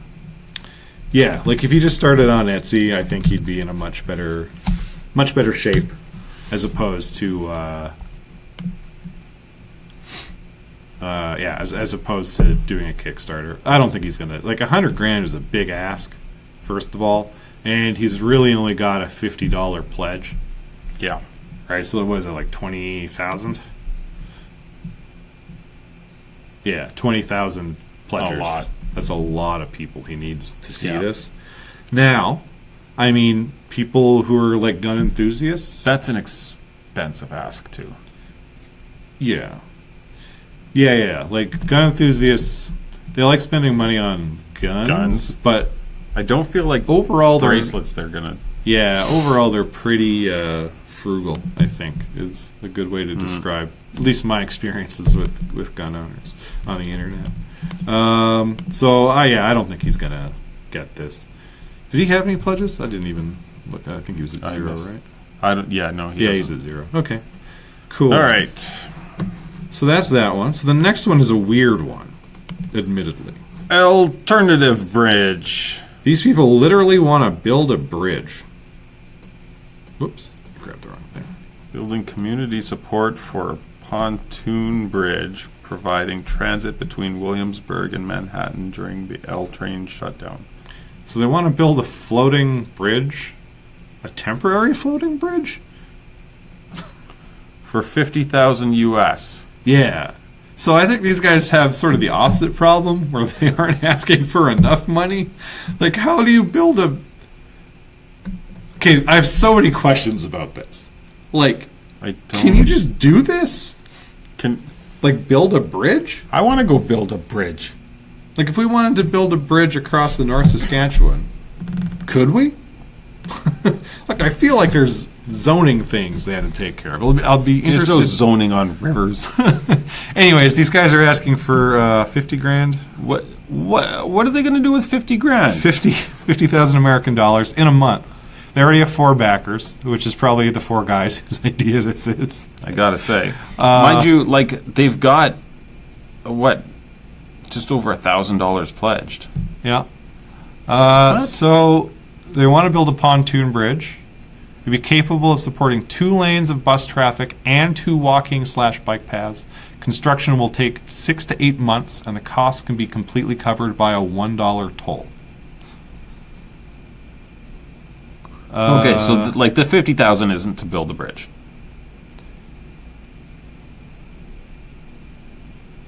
They're trying to demonstrate community support. Okay, thank God. That makes a lot more sense. I was like, what are they? Oh. Okay, so you don't get a... we've got a multi-stage Kickstarter. Yep. Multi-stage Kickstarter. These always go well. Yeah. No, they don't. This initial stage, the main purpose of this stage is to demonstrate community support and motivate politicians. So they're just giving it all to the politicians. We will also assemble a team of civil engineers and naval architects, as well as receive bids on installing moorings, building the pontoons, leasing and assembling the bridge. A list of companies capable of each portion has already been vetted. Well, okay. I don't think they know the meaning of the word vetted, but... Has already been assembled, collected? We've made a list of companies. That's vetting, right? They vetted them onto a list. Have been napkin listed. Yeah. It's gonna have a drawbridge? We would have to. I feel like they're gonna have to build part of a road here. And over on the other side. L'Alternative. It's a French Kickstarter. I wish. So, the Chinese use pontoon bridges all the time. Because dear American, if you're trying to build community support for a bridge, don't use the Chinese army as an example. Just FYI.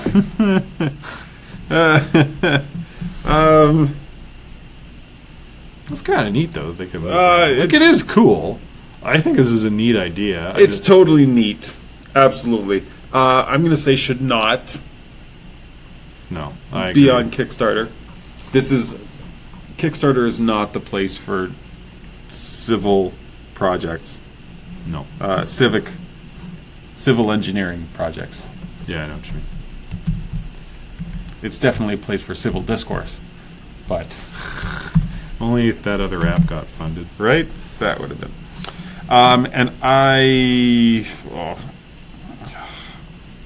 No, they're not going to get 50,000. So 50 grand. They're asking. So what do you get? You can get a support for $1, 5 toll tickets for $5. So you get your 5 tolls. 10 toll tickets for $10. Wow, the bargains, man. $25. You get 30 toll tickets. So at least that's something better. Yeah. $30. You get 1 month of unlimited. Wait. 30 times or unlimited? Yep. Well, I mean, if you consider 1 month. Yeah. If you're commuting, Yeah, that's yeah. 20. That's 40 trips, right? 2 months for 50, 3 months for 70, 6 months for 100, 9 months for 150. A deconstruct party. I don't know what that is. That's probably listed somewhere. 1 year unlimited for $200. All 15 months. So this is very temporary. So I guess this construction is happening for 15 months theoretically. And they know that it's not going to go over. Yeah, well, that's why I said theoretically, right? Because let me tell you about a bridge that didn't get constructed as quick as it should have. Oh, okay. So I guess they have the deconstruct parties when they, I guess, deconstruct. There's a the VIP pontoon bridge. deconstruct party. Probably get champagne or $900. you probably get Pabst Blue Ribbon. 15-month unlimited family pass. Ah, yeah. 4 passes. $1,000. Get the name and logo of your company prominently displayed on the Brooklyn side of the walking path. See, that's an interesting one because this project hasn't been approved, and the city's going to approve it. Like, assuming the city approves it, they're going to want to tell them that they can't have sponsors on it because it's a because now it's a publicly funded project. And all of these toll prices also. They have to have a drawbridge on the thing too. Yeah.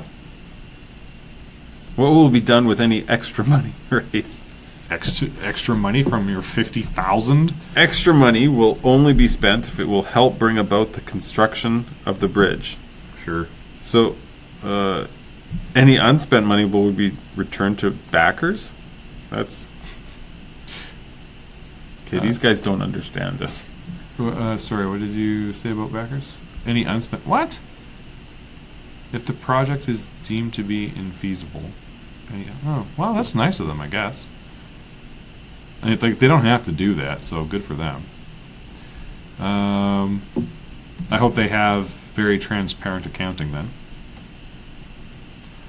Because what could go wrong? Risks and challenges. The bridge may not be capable of meeting regulatory requirements. That's fair.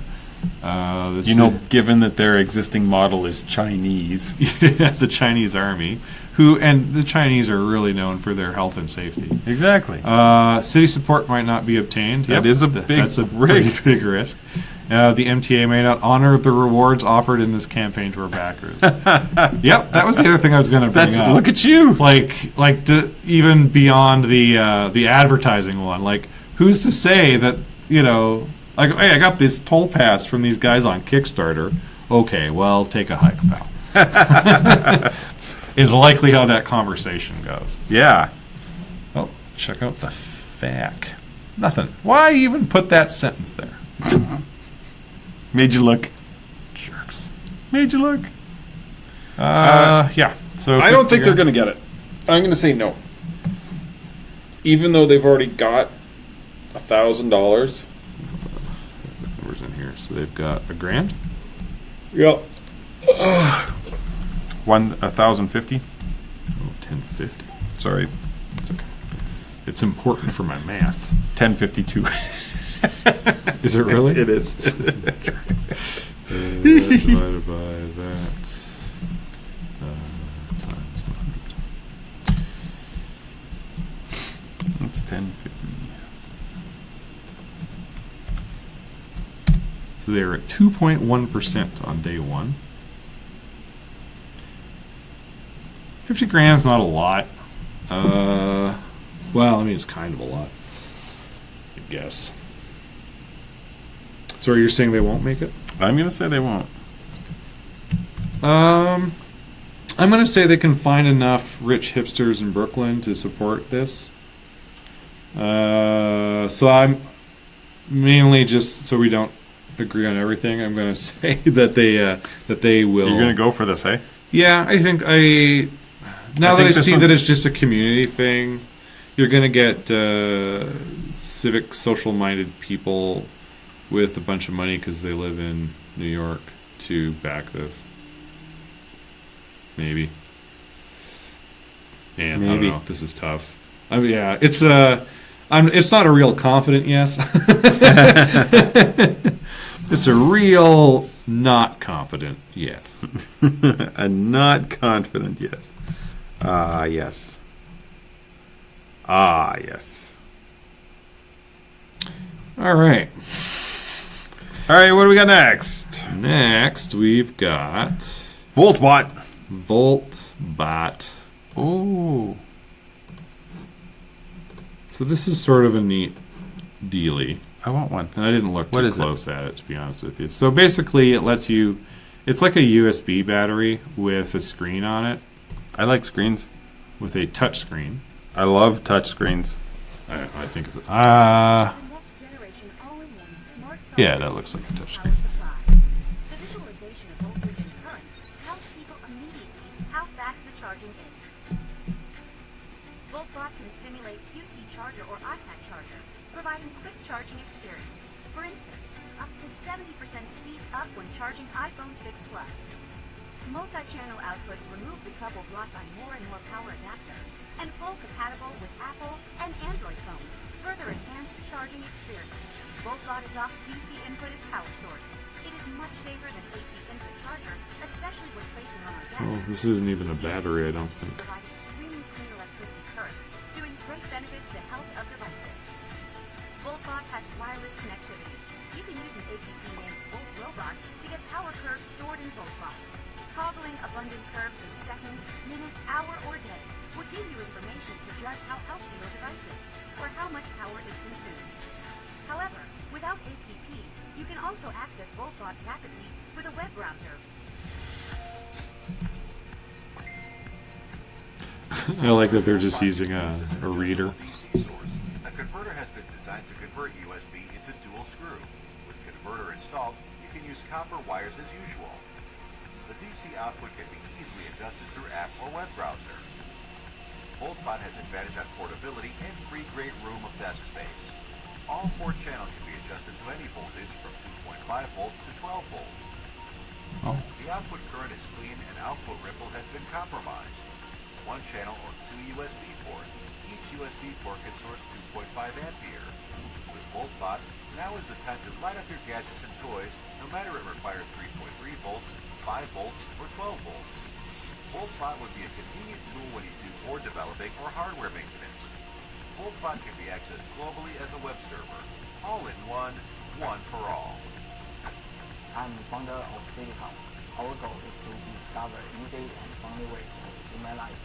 We spent 2 years developing Voltbot. It is quite stable now. What I want to do is the first rider. If you like it, it will drops more and more popular in the future.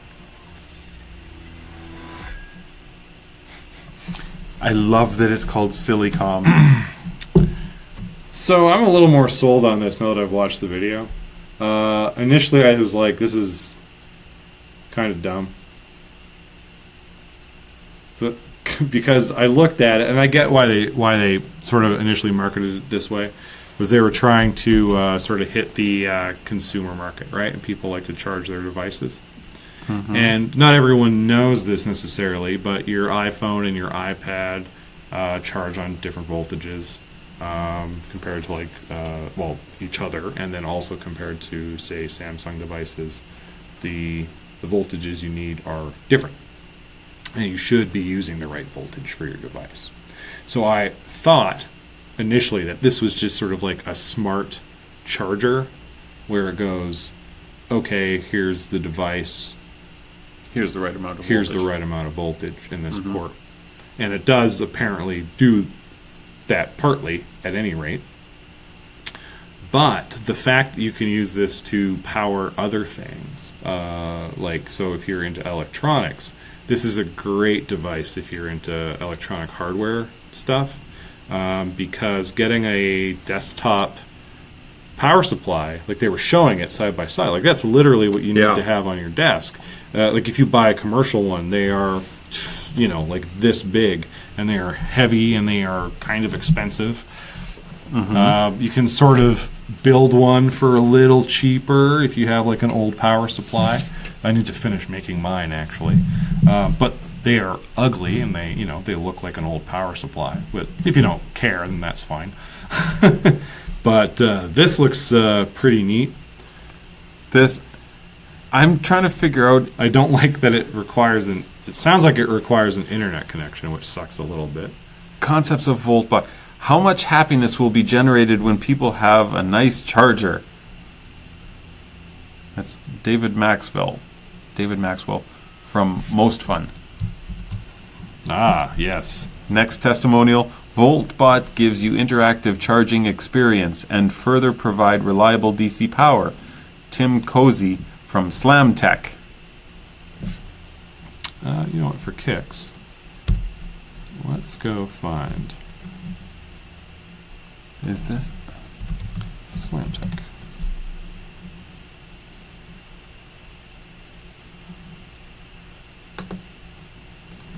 How are these actually... Never mind, I spelled his name wrong. Nope, that's exactly how. Oh, it's Tim. I got both names mixed up there.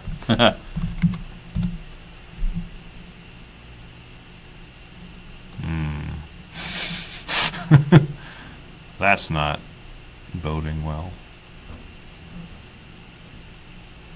Official Taobao? So these guys make robots. Maybe if I add a space in Slam Tech, sometimes the start page is a little fiddly about that. Oh, now we're getting a lot of Russian stuff. I Nope. wonder if that's good. 13. Ooh, a PDF, medical imaging. Like an MRI thing. Ooh, resident advisor, top 1,000 DJs. Perfect. Okay, David Maxwell from Most Fun. Let's try that one.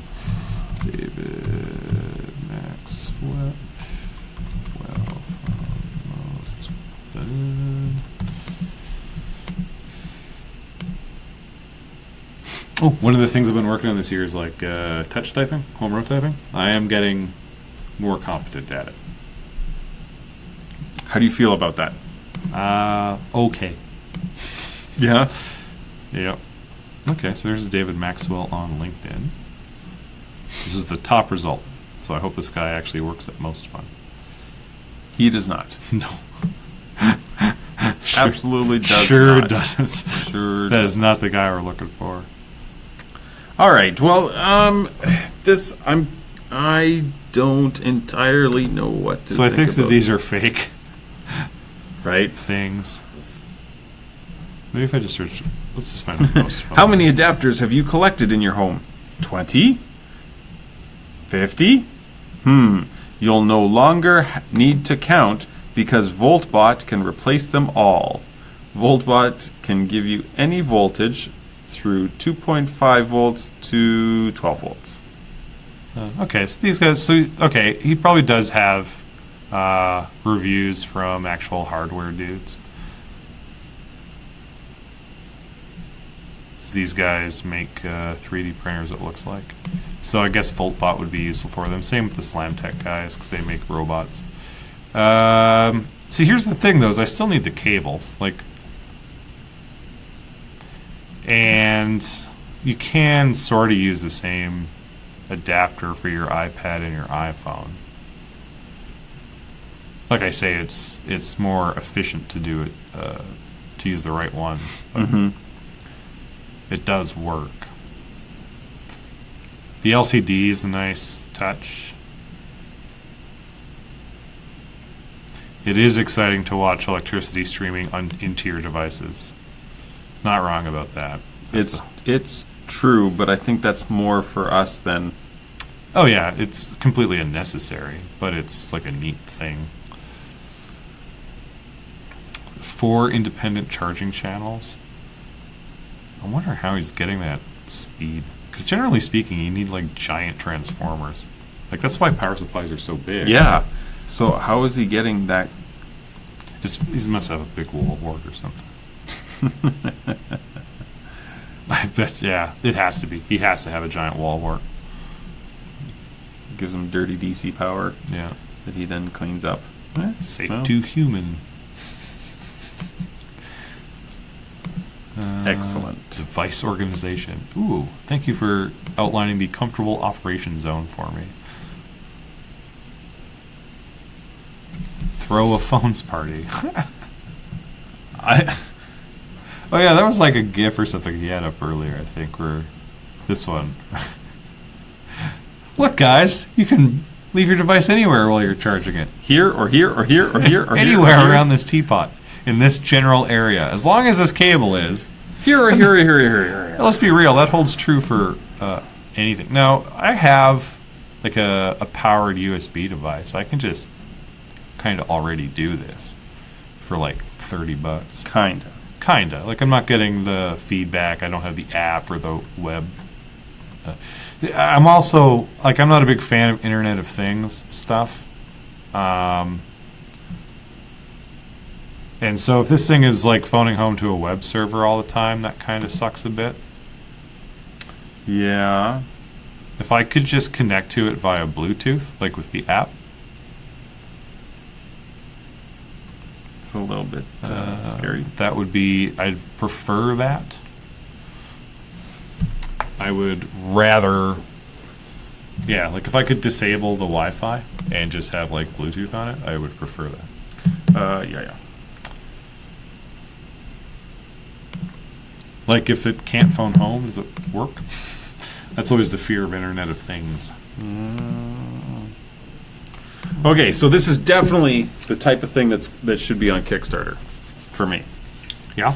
Yeah, absolutely. So where do they, sorry, I didn't read all the way down. Where do they want the money for? So they have the prototype. They just want to make a better prototype. Manufacturer, Kickstarter, shipping. They're just selling it.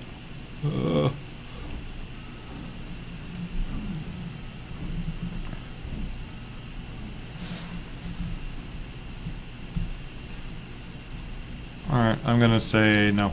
This is not the kind of thing that should be on here. Unless they show me something better. But I don't think that they are. What? No, this is, come on. No, I'm going to say no. Come on. I like it. Sir. I don't. This is a completed project. A completed product. Just sell it on a store. You don't need to be Kickstarted.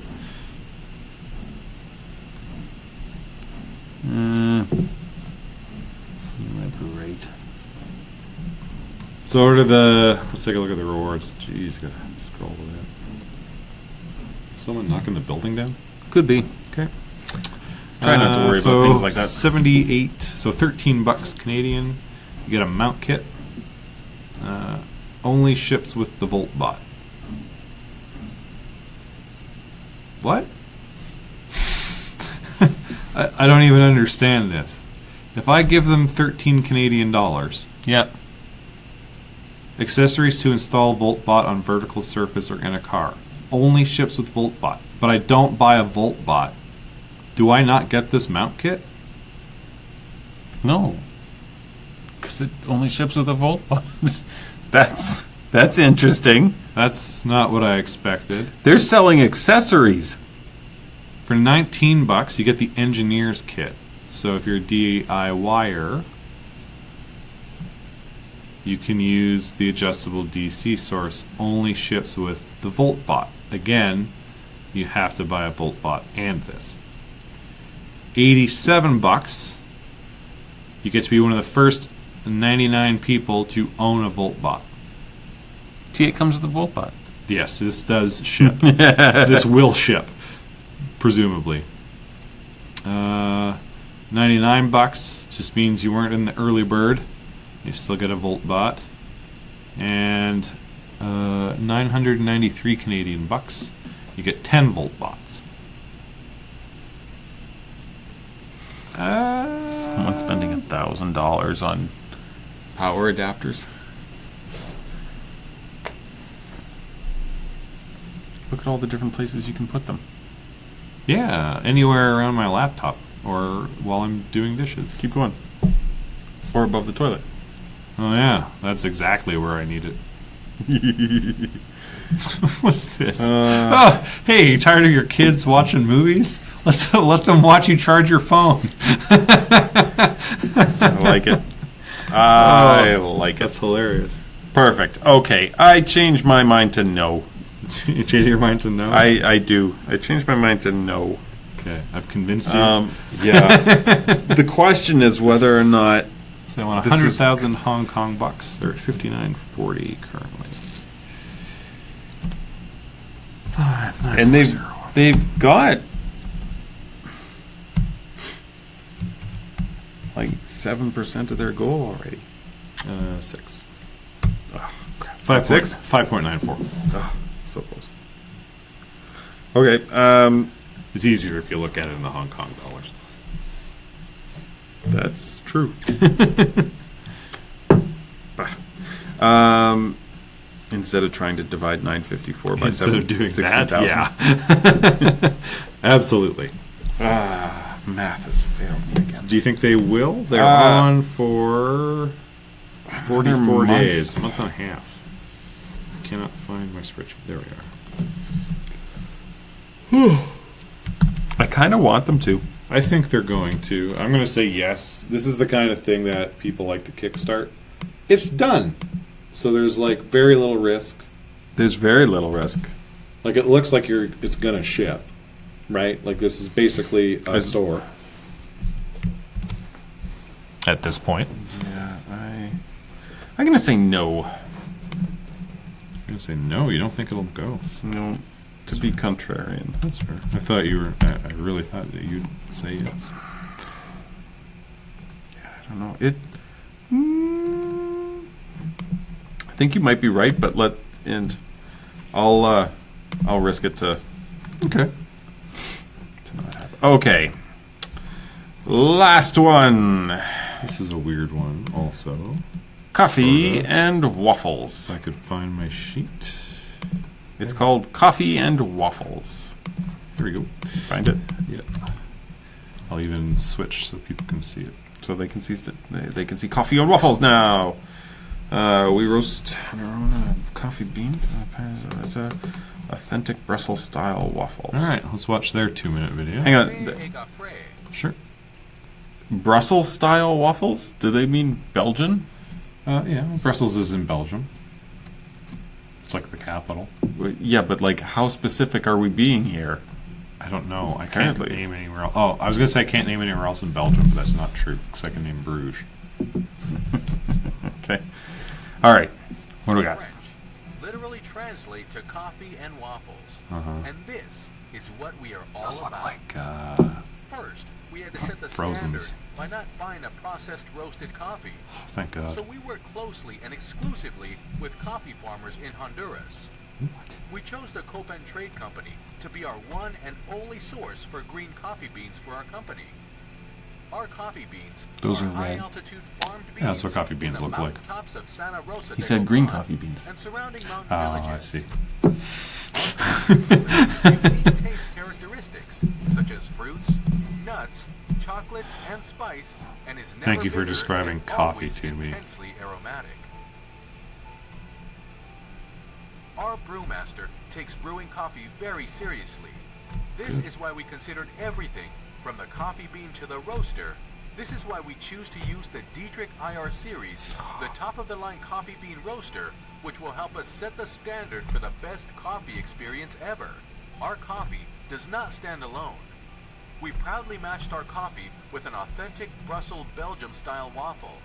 And just like our coffee, we did extensive Yeah, that's weird. research I've never into heard the them called origin and Brussels history of the waffles waffle. before, or Brussels And through style our research, waffles. we have discovered what a true waffle is, and how the original waffle was square, not round.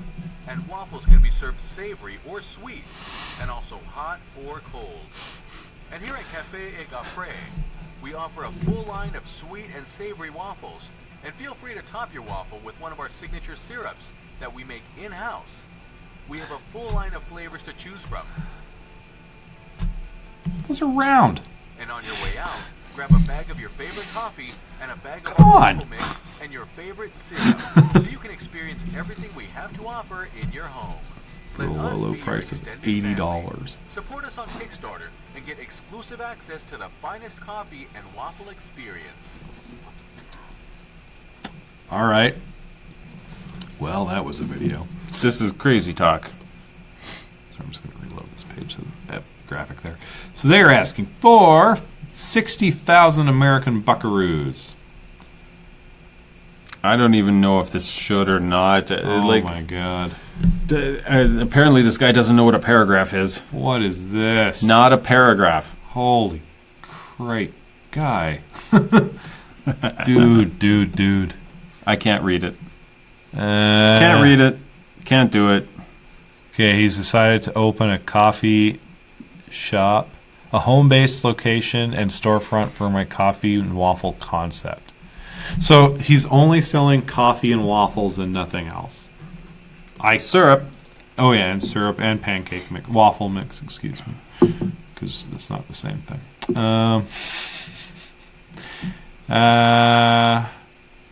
I'm going to take it to the next level. He does say that, and do what the other coffee shops are not doing. And one of the two key attractions of this concept is to roast our own coffee beans. Other coffee shops do that. I think they do. Yes. And after 3 years of research, Jesus, this guy really loves coffee and waffles. He decided to go to Honduras, which we know from the video. Okay, fine. Yeah. Very aromatic. Yes. Pecan, cocoa, orange zest, don't care. Blah, blah. Hot chocolate, vanilla milk. Spelt.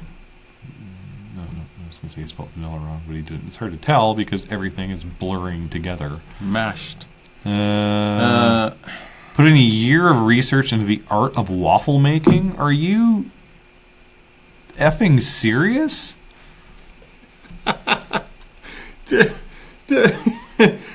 Why? How much pot do you think this guy did to Oh my god! do a year of research in waffle making?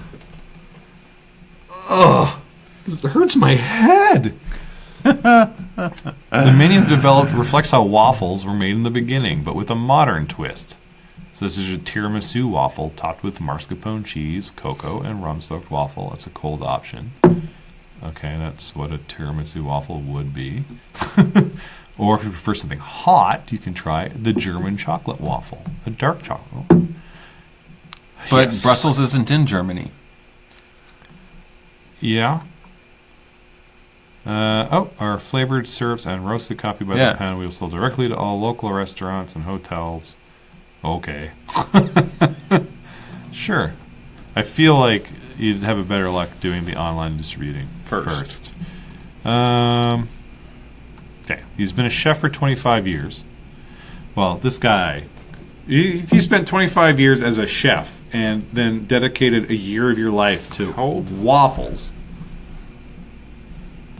these must be the best waffles ever. Like, ever. Yeah.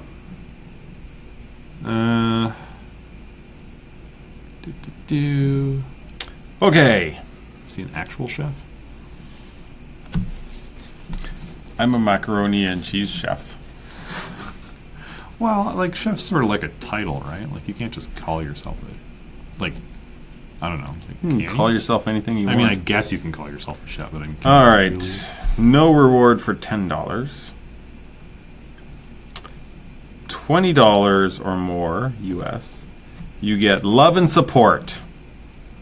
I don't get anything for And a $20. 1 pound bag of our roasted coffee. Well, that's not bad. So that's I mean, it's a little bit expensive for a bag of coffee. $20. Well, 25 Canadian. Right? 25 Canadian. It doesn't That's even a little. ship to Yeah, Canada that's a little. anyway. Only ships to US. Like, I'm not If he saying only, it's... the thing is, if he only gets the difference, losing a pound of coffee beans out of that $25 is that's a sizable chunk of your money here. Okay, so 40 or more motivation pack, 2 pounds. That's not scaling so much. Nope. Okay, $100. Team coffee, 3 bags. Hang on. Is a bag a pound? 2 1 pound bags, and now all of a sudden you get 3 bags. Oh, and your company name. mentioned Okay. As our supporter on our social network. Yeah, that's lame. Grand package for $300. I will advertise daily using all forms of social media, including Facebook, Instagram, and Twitter, to name a few. Name more. Because those are the only 3 I care about. Yeah. I'm too old for Snapchat. Sorry. So we're $500. No, Right? Yeah. $300. Sorry. 300 gets you 6 bags. Yeah. Which, hang on a sec. Oh, and the company name. Yeah. So that's, you get twice as much coffee as $100, but it costs you 3 times as much. Yeah. Like, he's not understanding. Oh, no. Sorry. You get your name listed as a supporter on our banner or website, not just on social networks. You get more exposure. I don't know how much exposure that So what actually if, like, goes what if I to. don't own a company? Like, these are just useless if I don't own a company. That's actually a really important. Well, no, because then you just go to the Titan package where you pledge $500 US or more, and then you get 2 logo T-shirts and your name listed as a supporter So I get the 6 bags and 6 bags of coffee. 2 T-shirts, and I'm a supporter for $1,000. King Zeus, coffee for a year, sent monthly.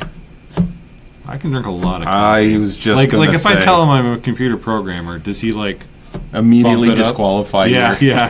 your pledge. 4 logo T-shirts, your name mentioned on the website and on the menu, and be the first to try our new flavor of coffee created by our coffee master. Only in the States. Only in the States. Okay, so yeah, this I'm going to say this is the type of thing that belongs on Kickstarter. This is the type of crazy creative idea that's interesting. I like it. I like coffee. I like waffles. For him to coffee and waffle, this is actually like brilliant. I would go. Like, I'd go to the this. more I'm thinking about it, I'm like, to go someplace and get coffee and waffles, like good coffee and good waffles. Yeah. I I'd like be there every day. I'm the kind of person who likes a place that can specialize in stuff. I just like coffee and waffles. Well, like I like both of those things, but I Those find are like good my things. biggest complaint about a lot of restaurants is that their menus are too broad. And same with like coffee shops. Chinese and Western. Well, like not even that. Like if you just go to like you know, like your average casual dining experience, you know, like they have pizza and burgers and pasta and fish and salads, yeah. right? Like I guarantee You don't do you any aren't of those doing well. any of that good, right? No, true story. So if you can like just sort of focus on like coffee and waffles, and then you know whenever sell bottles of pop or whatever, I guess you know that would be really cool. Like this, I want him to get this. If this was in Edmonton, I would absolutely go there to eat stuff. I want him to get this, but he's not going to. Well, he's asking for 60. What's he at right now? 30 something. $35. 35. I was trying to do the exchange rate without having to. I just hover over it. I know. I just didn't have the mouse in my hand. You still don't have the mouse in your hand. Nope, because I know how to use keyboards. Oof, Yeah, he's not going to get it. Yeah, I don't think so either. But I love the idea. And I love his logo. Yeah. Yeah. I don't know that it works in French. I mean, he's working in Texas, so Yeah, I think they're actually going to call the place Coffee and Waffles. Maybe. coffee and waffles works better than Cafe Gopher. a gopher. Gopher. It sounds like I'm eating gopher. Yeah. Well, it is Texas, so Could be. Gopher waffles? they might go for it. They might go for All right. it. Wacka wacka. Well, we've stretched this one nicely long. Yeah, that's not bad. 2 hours 15 minutes. Yeah, we're good. We're good. All right, so that's been the show. Last week I forgot to like plug all of our social media, so we'll do that this time right now before I forget. Find us on Facebook.com/Bourbon and Zeppelins. Yes, Every please. Wednesday night at roughly 8 o'clock Mountain Standard Time.